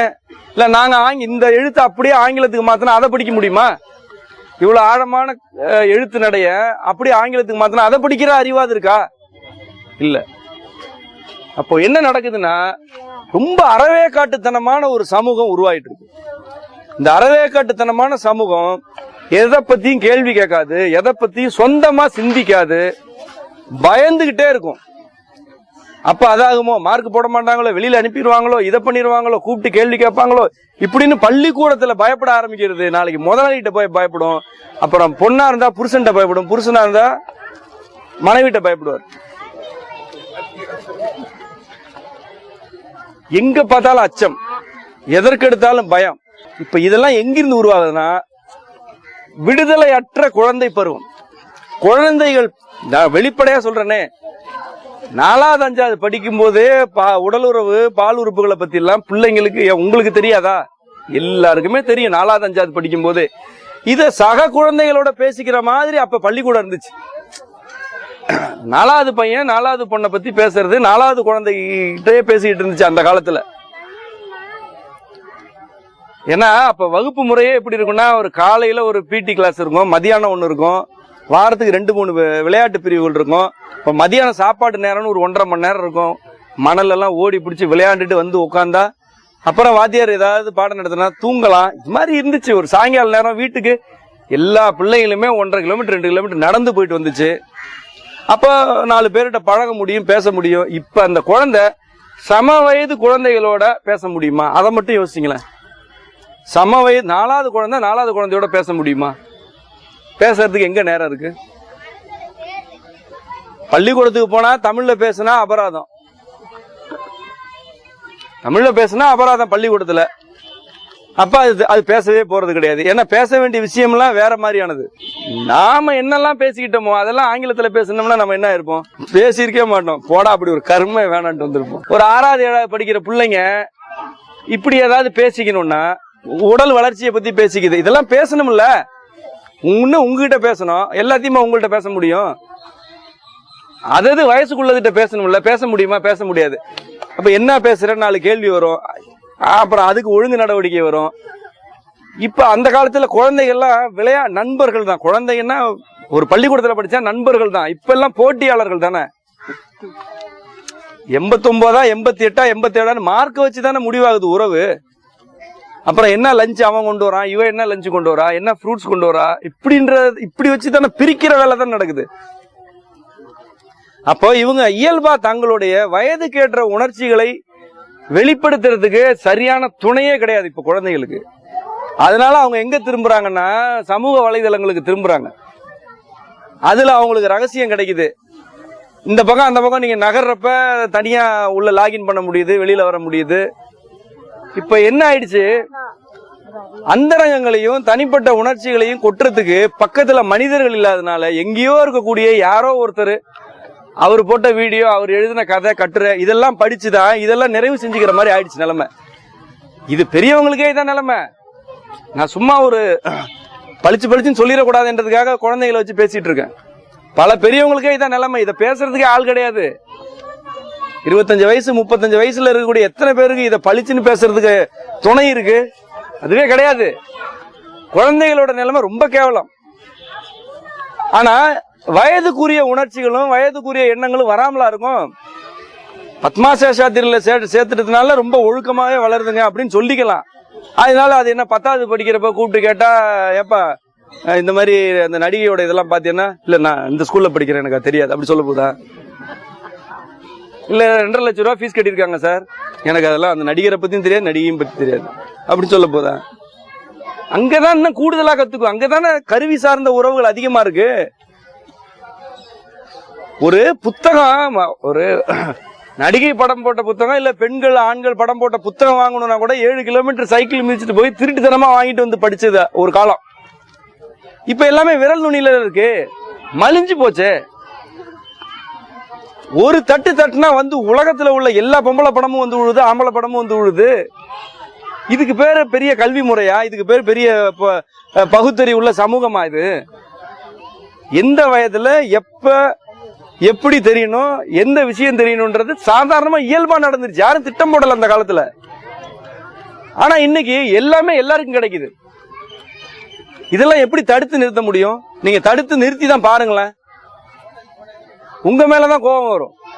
குழந்தைகளுக்கு உங்க மேல கோபமும் ஆத்திரமும் தான் வரும். புரிஞ்சுக்கிறதுக்கு வாய்ப்பு கிடையாது. ஏன்னா அடிப்படையில பிரச்சனை இருக்கு. நீங்க சும்மா மேற்பூச்சித்தனமா அறிவுரைகள் வழங்குறதுனாலயோ நன்னறி உபதேசங்கள் வழங்குறதுனாலயோ இதனாலெல்லாம் அது மாற போறது இல்லை. அடிப்படையிலே சிக்கல் இருக்கு. யார் ஒருவருக்கு அடிப்படை உரிமைகள் மறுக்கப்படுகின்றனவோ அவருடைய ஆவேசத்திற்கு முன்பு எந்த நல்லவரும் நிற்க முடியாது. இதை தயவு செய்து மனசுல வச்சுக்கோங்க. நல்லவரா கெட்டவரான்றது வெற்றி பெற போவதெல்லாம் கிடையவே கிடையாது படைப்புல. யாருக்கு அடிப்படை உரிமை மறுக்கப்படுதோ அவங்க ஆவேசம் அடைஞ்சாங்கன்னா எதிரில் யாரும் நிக்க முடியாது. நீ பண்றது அயோக்கியத்தனம், நீ பண்றது முட்டாள்தனம் அப்படிலாம் நீங்க பேசுறதுக்கு யாரும் நிக்க முடியாது. உரிமைகள் மறுக்கப்பட்ட யாரும் எழுந்து நிற்கும் பொழுது யாராலையும் தடுக்க முடியாது. இன்றைய குழந்தைகளுக்கு அடிப்படை உரிமைகளே மறுக்கப்படுது. அப்போ அவங்க வேற வகையில் திரும்பும் பொழுது பெற்றோரா இருக்கட்டும் அல்லது பள்ளியா இருக்கட்டும் யாரும் எதிரில் நிக்க முடியாது. இப்போ நம்ம கொஞ்சம் திரும்பி வரணும். திரும்பி வரணும்னா முதல்ல நம்ம வீட்டை மாத்தணும். முதல்ல நம்ம மனநிலையை மாத்திக்கணும். இந்த முதல்ல சொன்ன இல்லையா, என் குழந்தை சாதிக்கணும், அதை எடுத்து வச்சதை அப்படியே வச்சுட்டா நல்லது. சரி பேச்சு முடிஞ்சது தூக்கி பழைய இடத்துல வச்சீங்கன்னா உங்க குழந்தை சாதிக்கணும்ன்றதுக்காகவே நீங்க பல வகையான சிறப்பு பயிற்சிகள்ல சேர்த்து விடுவீங்க, பல வகையான பாடங்கள் சொல்லி கொடுப்பீங்க, பள்ளிக்கூடத்தை தேடி தேடி அழுவீங்க. இது எல்லா பிரச்சனையும் விடாது. அப்போ குழந்தை சாதிக்கணும் அல்லது குழந்தை நாளைக்கு நம்மளை காப்பாற்றணும், இந்த சிந்தனை எல்லாம் தூக்கி போட்டுட்டு முதல்ல குழந்தை நல்லா வாழணும். இப்படி நினைச்சீங்கன்னா அப்படி வாழாத குழந்தைன்னு உலகத்துல ஒண்ணு கிடையாதுங்க. ஒரு வேலைக்கும் போகாம வீட்டுல படுத்து கிடக்கிற சித்தப்பா மாமனுங்களுக்கெல்லாம் சோறு போடுற சமூகம் அது. யாரையாச்சும் ரோட்ல விட்டுச்சா? ஏதோ ஒரு அண்ணன் தம்பி ஒரு மாமன் பையன் இல்ல ஒரு ஓப்படியா பொண்ணு வந்து ஆமா அது அப்படிதான் கிடக்கு, வேலை வெட்டிக்கு போல, அதுக்கு என்ன பண்ணுன்ற அப்படின்னு வந்து சாப்பாடு போட்டுட்டு போவோம், வேட்டி துணி வாங்கி கொடுத்துட்டு போவோம். எல்லாரும் அப்படியே என்ன சமூகத்துல பிறக்கிற எல்லாருமே அப்படியே உழைச்சி வீடு கட்டி வாழ்ந்துட்டு இருக்காங்களா? அப்படிலாம் எந்த காலத்திலயுமே கிடையாது. நம்ம வாழ்க்கையை நம்ம ஒழுங்கா வாழ்ந்தோம்னா குழந்தை எதுக்கு கஷ்டப்பட போகுது? நீங்க கடன் வாங்காம நீங்க வாழ்க்கையை புரிஞ்சுட்டு எளிமையான வாழ்க்கை வாழ்ந்தீங்கன்னா உங்க பிள்ளை ஏன் வேலைக்கே போகணும்? நான் கேட்கறேன், எதுக்கு வேலைக்கு போகணும்? எல்லா என்ன காலகாலமா என்ன அப்படியே பிள்ளைங்க எல்லாம் தங்கையே வச்சே வாழ்ந்துச்சுங்களா? இந்த ஒருத்தருக்கு பூர்வீக நிலம் 10 ஏக்கர் இருக்கு, யார் வாங்கினது யாருக்கு தெரியும்? ஒரு காலத்துல கல்வி முறையினாலே திண்ணை பள்ளிக்கூடம் தான். வாசல் வாத்தியாரு வீட்டு வாசலுக்கு வந்து பாடம் சொல்லி கொடுப்பாரு. அந்த தெருவில் உள்ள 10 பசங்க திண்ணையில உட்காருவாங்க. பாடத்திட்டம்லாம் எப்படி இந்த மாதிரி கிடையாது, இந்த கூத்தெல்லாம் கிடையாது. இந்த 10 குழந்தைகளுக்கும் ஒரு பாடத்திட்டம் இருக்கும். இந்த ஒரு தெருவில் பெரும்பாலும் ஒரே தொழில் செய்யறவங்க இருப்பாங்க. இந்த 10 குழந்தைகளும் ஒரே மாதிரியான குடும்பத்துல இருந்து இந்த 10 குழந்தைகளுக்கு ஒரு சிலபஸ் இருக்கும், அதை வந்து நடத்துவார். இதே வாத்தியார் பக்கத்து தெருவுக்கு போவாரு, அங்க இருக்கிற 10 பிள்ளைங்களுக்கு வேற பாடத்திட்டம் இருக்கும். என் பிள்ளைங்களுக்கு இதெல்லாம் வேணாம் அது சொல்லி கொடுங்கன்னு கேட்டா அது சொல்லி கொடுப்பாரு. இதுதான் நம்ம ஊர்ல இருந்த கல்வி முறை. வாத்தியார் வீட்டுக்கு வந்து பாடம் நடத்திட்டு போற, அந்த வாத்தியாருக்கு தேவையான அரிசி, பருப்பு, மிளகா, வேட்டி எல்லாமே இந்த குடும்பங்கள்லாம் சேர்ந்து கொடுக்கும். அவ்வளவுதான். அவரை இந்த குடும்பங்கள் பார்த்துக்கும். அவரு நல்லது கெட்டதுன்னா வந்து வீட்டுக்கு வந்து பாத்துக்குவாரு. காலைல ஒரு 2 மணி நேரம் பாடம் சொல்லி கொடுப்பாரு. அதுக்கப்புறம் பிள்ளைங்க விளையாடும், அப்பனாத்தாவோட சேர்ந்து வேலை பார்க்கும். அதுதான் வாழ்க்கை. நெசவாளரோட பிள்ளைனா தறி நெய்ய போயிடும், விவசாயி பிள்ளைனா விவசாயம் பார்க்க போயிடும், ஆடு மாடு மேய்க்கிற ஒரு பிள்ளைனா ஆடு மாடு மேய்க்க போகும், மறுபடியும் காலைல உட்காந்து பாடம் படிக்கும். ஏங்க 10,000 வருஷத்துக்கு முன்னாடி கிடைச்ச ஒரு பனைமரத்துல கட்டின கல்லு பானையில பேர் எழுதி இருக்கு தமிழ்ல. 10,000 வருஷத்துக்கு முன்னாடி பனைமரம் ஏறினவர் தமிழ்ல பேர் எழுதி இருக்கிறாரு. என்ன புதுசா 20ஆம் நூற்றாண்டுல எல்லாரையும் படிக்க வச்சாங்களா? இந்த சிந்து சமவெளியில அழகான அவ்வச்சன், அச்சன், கண்ணன், சாணான் அப்படின்னு பேர் இருக்கு. என்ன எல்லாருமே ஆக்ஸ்போர்ட் பல்கலைக்கழகம் இயங்குனுச்சேன்னு அப்ப யாரு படிச்சா? யாரு படிக்கல இந்த நாட்டுல? எல்லாருக்குமே படிக்க தெரியும், எல்லாருக்குமே தமிழ் படிக்க தெரியும், எழுத தெரியும். அவ்வளவுதான் கல்வி. அதுக்கப்புறம் உனக்கு என்ன தொழில் இருக்கோ கத்துக்க வேண்டியதுதான். உங்க குடும்ப தொழில் என்னமோ கத்துக்க. குடும்ப தொழில் பிடிக்கலன்னா வேற இடத்துல போய் கத்துக்கிட்டு வரும். பிள்ளைய அனுப்பி விடுவாங்க வேலைக்கு. மளிகை கடை வேலைக்கு வேலை பார்த்துட்டு இருக்க ஒரு குடும்பமே மளிகை கடை குடும்பம். எனக்கு மளிகை கடையே வேணாம் அப்படிங்கிறது புள்ள. உனக்கு என்ன தொழில் வேணும்னா, நான் போய் அங்க துணி வாங்கி விற்கிற வியாபாரம் பார்க்கறேன்னா அங்க அனுப்பி விட்டுருவாங்க. அங்க போய் கத்துக்குவோம். அதான் தொழில் கத்துக்குச்சு. அப்படி கத்துக்கிட்டவங்க தானே திருப்பூர்லயா இருக்கட்டும் அல்லது ஈரோடுலயா இருக்கட்டும், அப்படி கத்துக்கிட்டவங்க தானே தொழில் நடத்திட்டு இருக்காங்க. என்ன டெக்ஸ்டைல் இண்டஸ்ட்ரியில படிச்சுட்டு வந்தா இங்க திருப்பூர் வளர்ந்துச்சு? இதெல்லாம் என்ன கதை? இந்த நாட்டுல எந்த தொழில் துறையை கல்வி நிறுவனங்கள் உருவாக்கி வளர்த்திருக்கு? ஒரு துறையை கூட கிடையாது. இவன்ட படிச்சா நீங்க எல்லாத்தையும் இறக்குமதி பண்ணி வாங்குற அடிமைகளா தான் மாறுவீங்க. நீங்க எதுலயும் உற்பத்தியில் ஈடுபட முடியாது. நமக்கு வீடு கட்ட தெரியும், நம்ம சமூகத்துல எல்லாருக்குமே வீடு கட்ட தெரியும். இன்னைக்கு தெரியாது. இன்னைக்கு அதெல்லாம் நீங்க என்ன நடக்குதுன்னு ஸ்கொயர் ஃபீட் கணக்கு பேசி வகையா ஏமாந்துட்டு உட்கார்ந்து இருக்கிறீங்க. உங்களுக்கு எந்த அளவுக்கு அதுல அறியாம இருக்குன்னா, இந்த வெள்ளக்கல்ல தூக்கி வீட்டுல போட்டா உடம்பு கெட்டு போகுன்றது கூட தெரியல. வெள்ளக்கல்ல வீட்டுல யாராவது கொஞ்சமாவது புத்தி இருந்தா போட முடியுமா? அத கிரானைட்டா, மார்பிள், என்னமோ சொல்றீங்களே, டைல்ஸா, என்னமோ ஆக மொத்தம் மலையை வெட்டி போட்ட கல்லு, அதை போய் வீட்டுல போடலாமா? அது நீங்க படுத்து பாக்குறீங்க, வெயில் காலத்துல சுடுது, மழை காலத்துல சில்லுன்னு இருக்கு. இப்படியா இருக்கும் ஒரு தரை?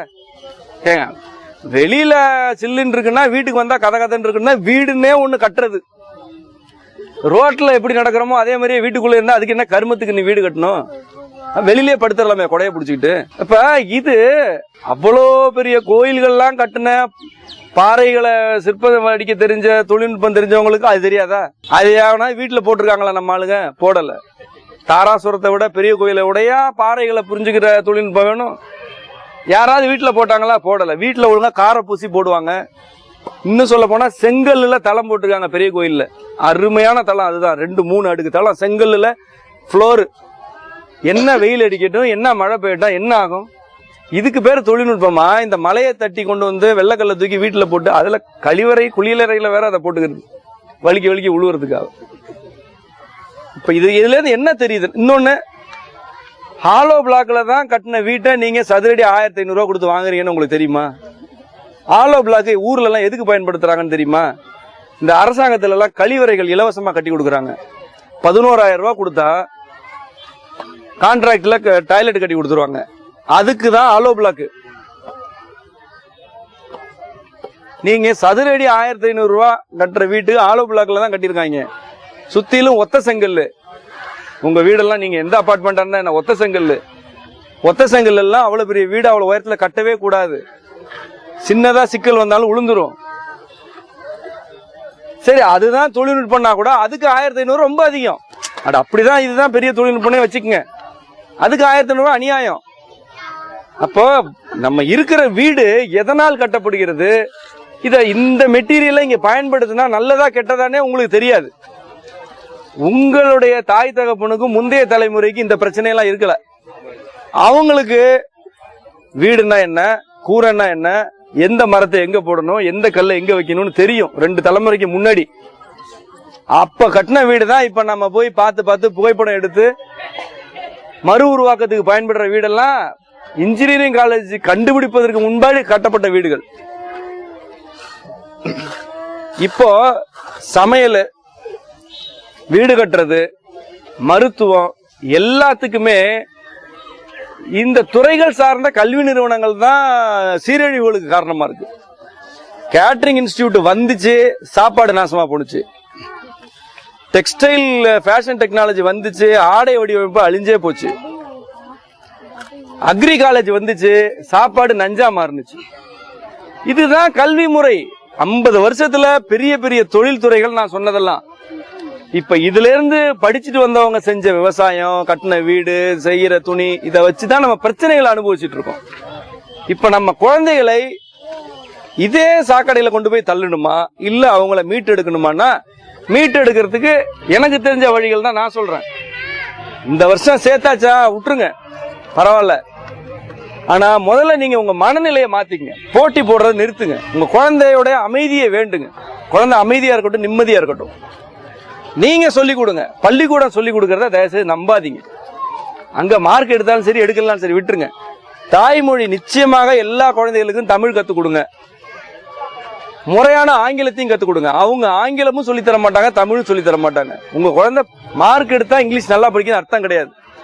முறையான தமிழ், முறையான ஆங்கிலம் ரெண்டும் நீங்க சொல்லிக் கொடுங்க. கூடவே நிறைய பயணங்களுக்கு உங்க குழந்தைகளை கூட்டு போங்க. கிராமங்களுக்கெல்லாம் தயவு செய்து கூட்டு போங்க. ஏதோ சுற்றுலா போறன்ற பேர்ல கொஞ்சம் ஊட்டியில போய் அங்கேயும் போய் ரிசார்ட்ல ரூமை போட்டுட்டு அங்கேயும் ஒரு செயற்கைத்தனமான வாழ்க்கையை காட்டி உங்க குழந்தைகளை கிராமத்துக்கு கூட்டு போங்க. மண்டபத்துல படுக்க வைங்க, நீங்களும் படுங்க. நல்லது கெட்டது உங்க குழந்தையோட சேர்ந்து நீங்களும் அனுபவிங்க. ரெண்டையும் நீங்க அனுபவிங்க. சாலையோர கடையில் நிறுத்தி சாப்பிடுங்க. அங்க உள்ள இட்லி, சட்னி, சாம்பாரை சாப்பிட சொல்லுங்க. கிடைக்கிற தண்ணியை குடிக்க சொல்லுங்க. மழை பெஞ்சா நனைய சொல்லுங்க. வெயில் அடிச்சா வெயில் நிக்க சொல்லுங்க. வேர்வை வந்தா வேர்த்தா நல்லதுன்னு சொல்லுங்க. பிடிச்ச ஆடைகளை அணிஞ்சிக்க சொல்லுங்க. பசிக்கிறப்ப சாப்பாடு கொடுங்க. என்ன செய்யணும்னு தோணுதோ அதெல்லாம் செய்யன்னு சொல்லுங்க. விடுங்க, முதல்ல கையில இருந்து விடுங்க, போகட்டும்.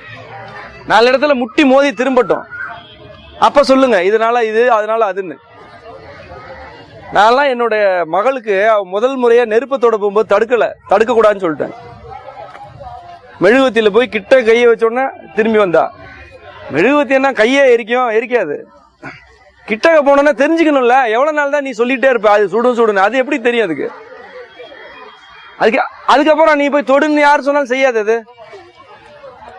எவ்வளவு பெரிய தீ விபத்துல இருந்தா அவ தப்பிச்சுக்குவா. ஏன்னா ஒரு சின்ன மெழுகுவத்தியில பாடம் கத்துக்கிட்டா. நீங்க பெரிய பெரிய தீ விபத்துகள் எல்லாம் வாழ்க்கையில வந்துரும் சொல்லிட்டு சவு மேலேயே உட்கார வச்சுட்டு இருக்கிறீங்க. அது இல்ல பாடம். விடணும், முதல்ல குழந்தைகளை விடணும். அது போய் அது இதை பேசும், செய்யும், வரும், எல்லாம் பண்ணும். அப்புறம் கூப்பிட்டு சொல்லுங்க இதெல்லாம் சரி, இதெல்லாம் தவறுன்னு. நீங்க தான் ஆசிரியர். அங்க உள்ள டீச்சருங்கெல்லாம் ஆசிரியர். அவங்க எல்லாம் பாவம். அவங்க எல்லாம் நின்றுகிட்டு பேசணும் தெரியல. தனியார் பள்ளிக்கூடத்தெல்லாம் உட்காந்துட்டு பாடம் நடத்தக்கூடாது. அதுவே டீச்சரே ஒரு அடிமைங்க. அது என்ன பாடம் சொல்லி கொடுக்க முடியும்? பாவமா இல்லையா? ஒரு டீச்சரு சேர்ல உட்காரக்கூடாதுன்னு விதிமுறை பாடம் நடத்தும் போது. இதெல்லாம் நியாயமா? உங்களுக்கு கோபம் வரணும். ஏங்க டீச்சர் உட்காரக்கூடாதுன்னு? ஒரு காலத்துல ஆசிரியர்களுக்கு எவ்வளவு மரியாதை இருந்துச்சு பெற்றோர்கள்ட்ட.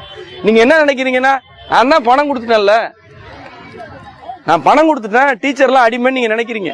நேரா நினைக்கலனாலும் அந்த சிஸ்டம் அது நினைக்கிறதா, அது நீங்களும் உடன்படுறீங்க. ஆசிரியர்கள் தான் அங்க பாடம் சொல்லி கொடுக்குறாங்க. அவங்களுக்கே மரியாதை இல்லை இந்த பள்ளிக்கூடங்கள் எல்லாம். அங்க எல்லாமே தப்பா இருக்கு. தோற்றத்துக்கு பார்த்தா எல்லாமே பெரிய பெரிய பெரிய கட்டடங்களா இருக்கு. எல்லாம் நுனி நாக்கில் பேசுறாங்க. இயல்பே கிடையாது. அதனால இந்த இடங்கள்ல போய் பணத்தை கொட்டுறதெல்லாம் முதல்ல நிறுத்திட்டு, நீங்க தான் ஆசான்கள், அதை மறந்துடாதீங்க. அவங்களுக்கு தமிழ் சொல்லிக் கொடுங்க. பிற மொழி எது வேணாலும் சொல்லிக் கொடுங்க. ஆனா தமிழ் நிச்சயமா எல்லா குழந்தைகளுக்கும் எழுத, படிக்க, பேச தெரியணும். கண்டிப்பா தெரியணும். அப்புறம் அதன் ஊடாக உங்களுக்கு என்ன, நீங்க என்ன தொழில் செய்யறீங்களோ அதெல்லாம் அறிமுகப்படுத்துங்க. நீங்க செய்யறதுக்குன்ட்டு நீங்க பாக்குற வேலையை சொல்லணும். அந்த வேலைக்கு வெளியில உங்களுடைய இயல்பான ஆற்றல் இருக்குல்ல. இப்ப ஊர் சந்தையில ஓரளவு முயற்சி பண்றோம். கைவினை பொருட்கள் செய்யறாங்க. உங்களை மாதிரி உள்ளவங்க தான் செய்யறாங்க. கைவினை பொருள், சமையல் பொருள், அது இதுன்னு இதெல்லாம் அறிமுகப்படுத்தணும் குழந்தைக்கு. அதோடைய கற்பனை உலகத்துக்கு நீங்க கொஞ்சம் இடம் கொடுக்கணும். அதெல்லாம் அறிமுகப்படுத்துங்க. நிறைய பயணங்களுக்கு கூட்டிட்டு போங்க. இந்த ஓராண்டு காலத்தை முதல்ல குழந்தைகளுக்கு சுதந்திரம் வழங்குற காலமா வச்சுக்கணும்.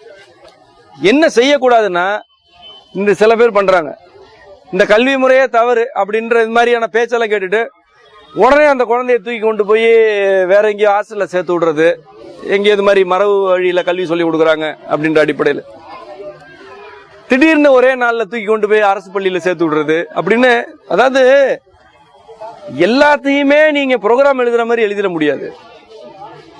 அது மனசு, இந்த மனசு டக்குன்னு ஒரு கமாண்ட்ல மாறாது. அது கொஞ்சம் அவகாசம் கொடுக்கணும். அது நீங்க மாறணும், முதல்ல நீங்க மாறணும், நீங்க புரிஞ்சுக்கணும். நீங்க யூடியூப்ல யாருடைய பேச்சையோ கேட்டுட்டு சொல்லிட்டாரு இனிமே உனக்கு இது கிடையாது, அவர் சொல்லியிருக்காரு இது கிடையாதுன்னு சொல்லிட்டு அந்த பாவத்துல என்னையும் பங்கெடுக்க வச்சிடாதீங்க.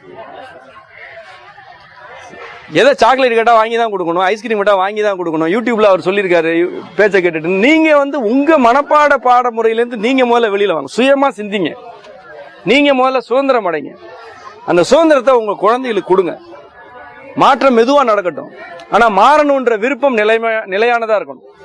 மாறிதான் தீரணும், அதுல ஒன்றும் சந்தேகம் இல்லை. இன்னைக்கு மாறல பரவாயில்ல, நாளைக்கு மாறல பரவாயில்ல, ஐயா 5 வருஷத்துக்கு மாறல பரவாயில்ல, நான் ஆனா மாறுவேன், அது இருக்கணும். இன்னும் 50 வருஷம் கழிச்சு மாறுவேன்னு சொல்லுங்க, நீங்க தான் திமிரான சரியான ஆளு. 50 வருஷம் இருப்பேன்னு நினைக்கிறீங்கல்ல, எங்க இவங்கள சொல்லுங்க. இன்னும் 2 வருஷம் கழிச்சு பாத்துக்கலாம்னு எதையாவது சொல்லுங்க. 2 வருஷம் கழிச்சு அப்படி, ஏன்னா இவனுக்கு 2 வருஷம் கழிச்சு இவன் இருப்பானா இருக்க மாட்டான்ன்றது சந்தேகம். வெகு பேர் அதனாலதான் பனைமரமே வைக்கிறது இல்ல. இப்ப மாமரங்களே வைக்க சொன்னா இப்ப என்ன மரம் வைக்கிறாங்க, மாங்கொட்டையை போட்டுட்டு செடி வளர்த்தா 6-7 வருஷம் ஆகும். ஒட்டுக்கண்ணு வச்சா 3 வருஷத்துல காய்க்கும். இப்ப எல்லாருமே ஒட்டுக்கண்ணு தான் வைக்கிறாங்க. அதான் எனக்கு தோணும், அடப்பா நீ ஒரு 6 வருஷம் கூட நீ இருக்க மாட்ட, உனக்கு என்ன அவ்வளவு அவநம்பிக்கை? இது சும்மா விளையாட்டு இல்ல, இங்க மனநிலை உருவாக்கமே இப்படிதான் இருக்கு. எல்லாமே உடனே நடக்கணும், சட்டு நடக்கணும் அப்படின்னு சட்டு சட்டு சட்டு நடந்து போய் சேர்றதுக்கான வழி. இப்ப குழந்தைகள்கிட்ட நம்ம நடந்துக்கிற அணுகுமுறைகள்ல மாற்றம் வரணும். அந்த மாற்றம் நிதானமானதா இருக்கணும். நீங்க தெளிவா இருந்தீங்கன்னா நிதானமா மாறுவீங்க. அதுதான் எனக்கு தெரிஞ்சது. இப்போ பெருசா நினைச்ச மாற்றம்லாம் நடக்கல அப்படின்லாம் நான் வருத்தமே பட மாட்டேன். ஏன்னா நான் ரொம்ப தெளிவா ரொம்ப அழுத்தம் பிடிச்ச ஒரு ஆளு. அதனால சின்ன மாற்றத்தை கூட நான் அனுபவிப்பேன். யாரு தெளிவா இருக்காங்களோ அவங்களுக்கு ஒரு அடி எடுத்து வைக்கிறது கூட ஒரு மனநிறைவு தரும். யாரு கலக்கமா இருக்காங்களோ அவங்களுக்கு 1 கிலோமீட்டர் ஓடினா கூட பத்தாது. ஏன்னா அவங்க என்ன நினைச்சிட்டு இருக்காங்கன்னா போறதுக்கு ரொம்ப தூரம் இருக்குன்னு நினைக்கிறாங்க. இப்ப என்ன மாதிரி ஆளுகளுக்கு எல்லாம் தெரியும், ஒரு அடி எடுத்து வச்சாலே அது நம்ம பக்கத்துல வந்துருன்றது எனக்கு தெரியும். யாரு அழுத்தமா இருக்காங்களோ, யாரு விருப்பத்துல நிலையா இருக்காங்களோ அவங்கள நோக்கி தான் எல்லாம் வருமே தவிர அவங்க எதை நோக்கி போக மாட்டாங்க, போக வேண்டிய தேவையில்லை. அப்ப உங்க வாழ்க்கை மாறணும்னா நீங்க செய்ய வேண்டியது மாற்றத்துக்காக ஆசைப்படுறது இல்ல, மாற்றத்துல நிலையா நிக்கிறது. அப்படிதான் நிப்பேன் அப்படின்னு மெதுவா நடக்கட்டும், கொஞ்சம் கொஞ்சமா நடக்கட்டும், பரவாயில்ல அப்படின்னு விடணும்.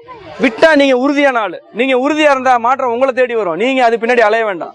அந்த அளவுக்கு தெளிவா, அந்த அளவுக்கு ஆழமா நீங்க புரிஞ்சுக்கணும். புரிஞ்சுக்கிட்டு உங்க குழந்தைகளை நீங்க நடத்த தொடங்கணும். ஏற்கனவே குழந்தைகளோட உடல்நல பிரச்சனைகள் பத்தி எல்லாம் நிறைய இங்க பேசியிருக்கோன்றதுனால நான் அதுக்குள்ள ரொம்ப போகல. பொதுவா குழந்தைகளுக்கு மருந்துகள் இல்லாத வாழ்க்கையை அறிமுகப்படுத்துங்க. முடிஞ்ச வரைக்கும் அலோபதி மருத்துவ பக்கம் போகாம குழந்தைகளை வளருங்க.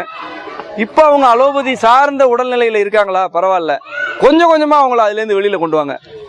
நான் திடீர்னு இந்த பேச்சை கேட்டுட்டேன், இனிமே எது வந்தாலும் ஆஸ்பத்திரி போக மாட்டேன்னு அப்படியும் பிடிவாதம் பிடிச்சிட வேண்டாம். முதல்ல புரிஞ்சுக்குங்க. இப்ப இங்க நம்ம செம்மை சமூகத்தில் இருக்கக்கூடியவங்களே உங்களுக்கு துணை செய்வாங்க. தொடர்பு எண்கள்லாம் வாங்கிக்கங்க. குழந்தைக்கு உடம்பு முடியல, காய்ச்சல், தலைவலின்னா என்ன செய்யணும்னு சொல்லி கொடுப்பாங்க. இதெல்லாம் கேட்டுட்டு கொஞ்சம் கொஞ்சமா அதாவது அலோபதி மருத்துவத்திலிருந்து வெளியில வாங்க. குழந்தைகளுக்கு தேவையான நல்ல உணவுகள், குழந்தைகளுக்கு தேவையான வீட்டு மருந்துகள்லாம் நீங்களே செய்ய முடியும். ஆண்களும் பெண்களும் செய்ய முடியும். அதெல்லாம் கத்துக்குங்க. அதெல்லாம் கூட ஒரு முறை கத்துக் கொடுக்கலாம், அடுத்த சந்தையில கூட கத்துக் கொடுக்கலாம். அப்போ குழந்தைகளோட உடல் நலனுக்காக நீங்க மருத்துவமனை போக வேண்டிய தேவையில்லை, நிச்சயமா தேவையில்லை. அவங்களோட மனநலன்ல கவனம் செலுத்துனீங்கன்னா அவங்க உடம்பே நல்லா இருக்கும். மனநல பிரச்சனை சரியாயிடுச்சுனாலே உடல் நலம் சீராயிடும். எல்லாத்துக்கும் மேல உங்களுக்கு ஒரு விடுதலை கிடைக்கும். நீங்க அவங்களோட கல்வியை பத்தி கவலைப்பட வேண்டாம், யார்கிட்டயும் அடிமையா இருக்க வேண்டாம். முதல்ல நீங்க இவ்வளவு தண்டமா செலவு பண்ண வேண்டாம். நீங்க முதல்ல நிம்மதியா இருங்க. இந்த கல்வி கட்டணத்துக்காக நீங்க ஒதுக்குற பணத்துல எல்லாம் கொஞ்சம் இடத்த வாங்கி, விவசாய நிலத்தை வாங்கி போடுங்க. இதை நான் சொல்லும் போது ஒருத்தர் இடத்த வாங்கி போட்டு அதை வித்தா கூட போதும் இல்ல சார் அப்படின்னாரு. இவ்வளவு பேசுனதுக்கு அப்புறம் அதனாலதான் விவசாய நிலம் சேர்த்து சொல்றேன். விவசாய நிலத்தை வாங்கி போடுங்க. அங்க போய் ஒரு வீடு கட்டுங்க. ஒரு 5 வருஷம் கட்டுங்க ஒரு வீடு. அது எவ்வளவு பெரிய தவம் தெரியுமா? ஒரு வீடு நீங்களே 5 வருஷம் கட்டணும். யாராவது நினைக்க முடியுமா? கையில சாவியை வச்சுட்டு ஹோர்டிங்ல நிக்கிறாங்க பொம்பளைங்க எல்லாம் விளம்பரங்கள்ல.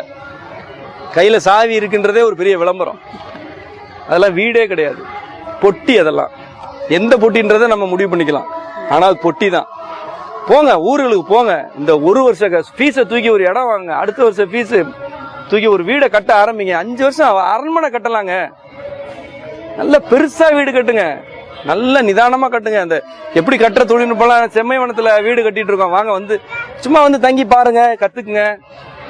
இல்லைன்னா பயிற்சி ஆரம்பிச்சா அதுல வாங்க, இல்லைன்னா சும்மாவே வந்து பார்த்துட்டு போங்க. என்ன மாதிரி நிறைய பேர் செய்யறாங்க, அவங்களெல்லாம் பாருங்க. நீங்களே வீடு கட்டுங்க, நீங்களே பொறியாளர் தான், ஒன்றும் பெரிய விஷயம் கிடையாது. நான்லாம் வீடு கட்டுறப்ப நீங்க கட்ட மாட்டீங்களா? ஒரு கணக்கு மண்டையில ஏறாது எனக்கு. நானே வீடு கட்டுறேன், நீங்களாம் நல்லாவே கட்டுவீங்க, நீங்களாம் நிறைய கணக்கு போடுறீங்க. அதனால நல்லா வந்து வீடு ஒரு 5 எல்லாமே அப்படி தள்ளி யோசிங்க. உடனே இல்லாம தள்ளி யோசிங்க. குழந்தை ஒண்ணு கேட்டா கூட அடுத்த வருஷம் வாங்கி தரேன்னு சொல்லுங்களேன். ஒரு விலை உயர்ந்த பொம்மையை கேக்குதுன்னா என்ன 1 வருஷம் கழிச்சு வாங்கி தரேன்னு சொல்லுங்க. உங்க குழந்தை முதல்ல கடுப்பாகும். ஆனா நீங்க அதை கொஞ்சம் கொஞ்சமா சொல்லி இப்ப வேணாம். இப்போ நல்ல துணி எடுக்கணும்னா தீபாவளி வரைக்கும் உட்காந்துருந்தோம்ல. இப்ப எல்லாமே அப்படியே ஆன்லைன்ல போய் அப்படியே ஆர்டர் பண்றது அப்படி வந்துருச்சு. பொறுத்திருக்க கத்து கொடுங்க. நீங்க முதல்ல பொறுத்திருங்க, காத்திருக்க கத்து கொடுங்க. எல்லாத்துக்கும் பொறுமையாரு, காத்திரு. அதுல கிடைக்கும் அனுபவம். இந்த காத்திருக்கிற நேரத்துல நல்லது எது கெட்டது எது, யாரு தப்பானாலும் யாரு சரியானாலும் எல்லாமே தெரியும். நீங்க உட்கார்ந்து இருந்தீங்கன்னா போதும், ஓடி ஆராய்ச்சி பண்ண வேணாம். ஒண்ணு வேணும் அப்படின்னு வேண்டிட்டு அமைதியா உட்காந்துருங்க. உங்க கடமை என்னவோ அதை செஞ்சுக்கிட்டே இருங்க. நீங்க வேணும்னு முடிவு பண்ணிட்டு நீங்களே அதை நிறைவேற்றுற முயற்சியில் ஈடுபட்டீங்கன்னா நல்லவன் பூரா கெட்டவனா தெரியுவான், கெட்டவன்ல நல்லவனா தெரியுவான்.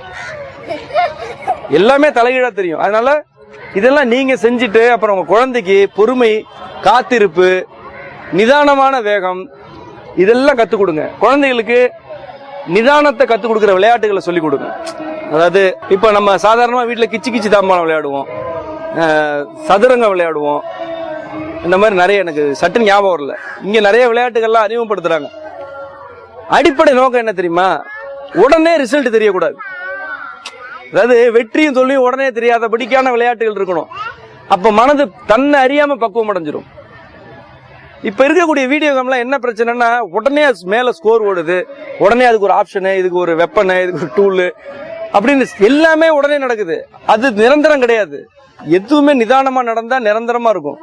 அப்ப நம்ம விளையாட்டுகள், நம்ம மரபு விளையாட்டுகள் எல்லாம் மறுபடியும் வீட்டுக்கு கொண்டு வர்றது, கொஞ்சம் கொஞ்சமா வீடியோ கேம், உங்க மொபைல்ல இருக்கக்கூடிய கேம் ஆப் எல்லாம் நீங்க தூக்குங்க. அதெல்லாம் செய்யுங்க. அதெல்லாம் தான் அவங்க நீங்க குழந்தை வளர்க்குறது. உங்க மொபைல்ல விளையாட்டுகள் இருக்கக்கூடாது. தூக்குனீங்கன்னா உங்க குழந்தை கொஞ்ச நாளைக்கு மனநோயாளி மாதிரி ஆகும், கோவப்படும், கத்தும், எல்லாம் பண்ணும்.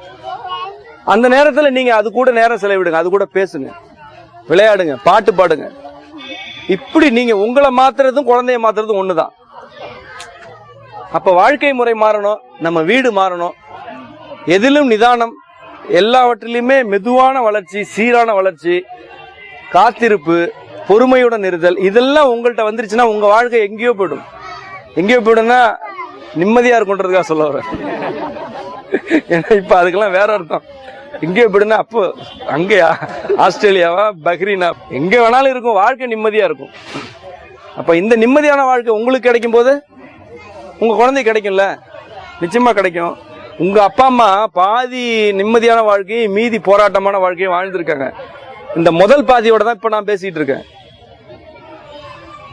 இந்த முதல் பாதி இருந்ததுனாலதான் உங்களுக்கு இதெல்லாம் புரியுது, இல்லைன்னா அது புரியாது. இப்ப நீங்க முழுமையான முக்காவாசி போராட்டக்காரர்களா இருக்கிறீங்க.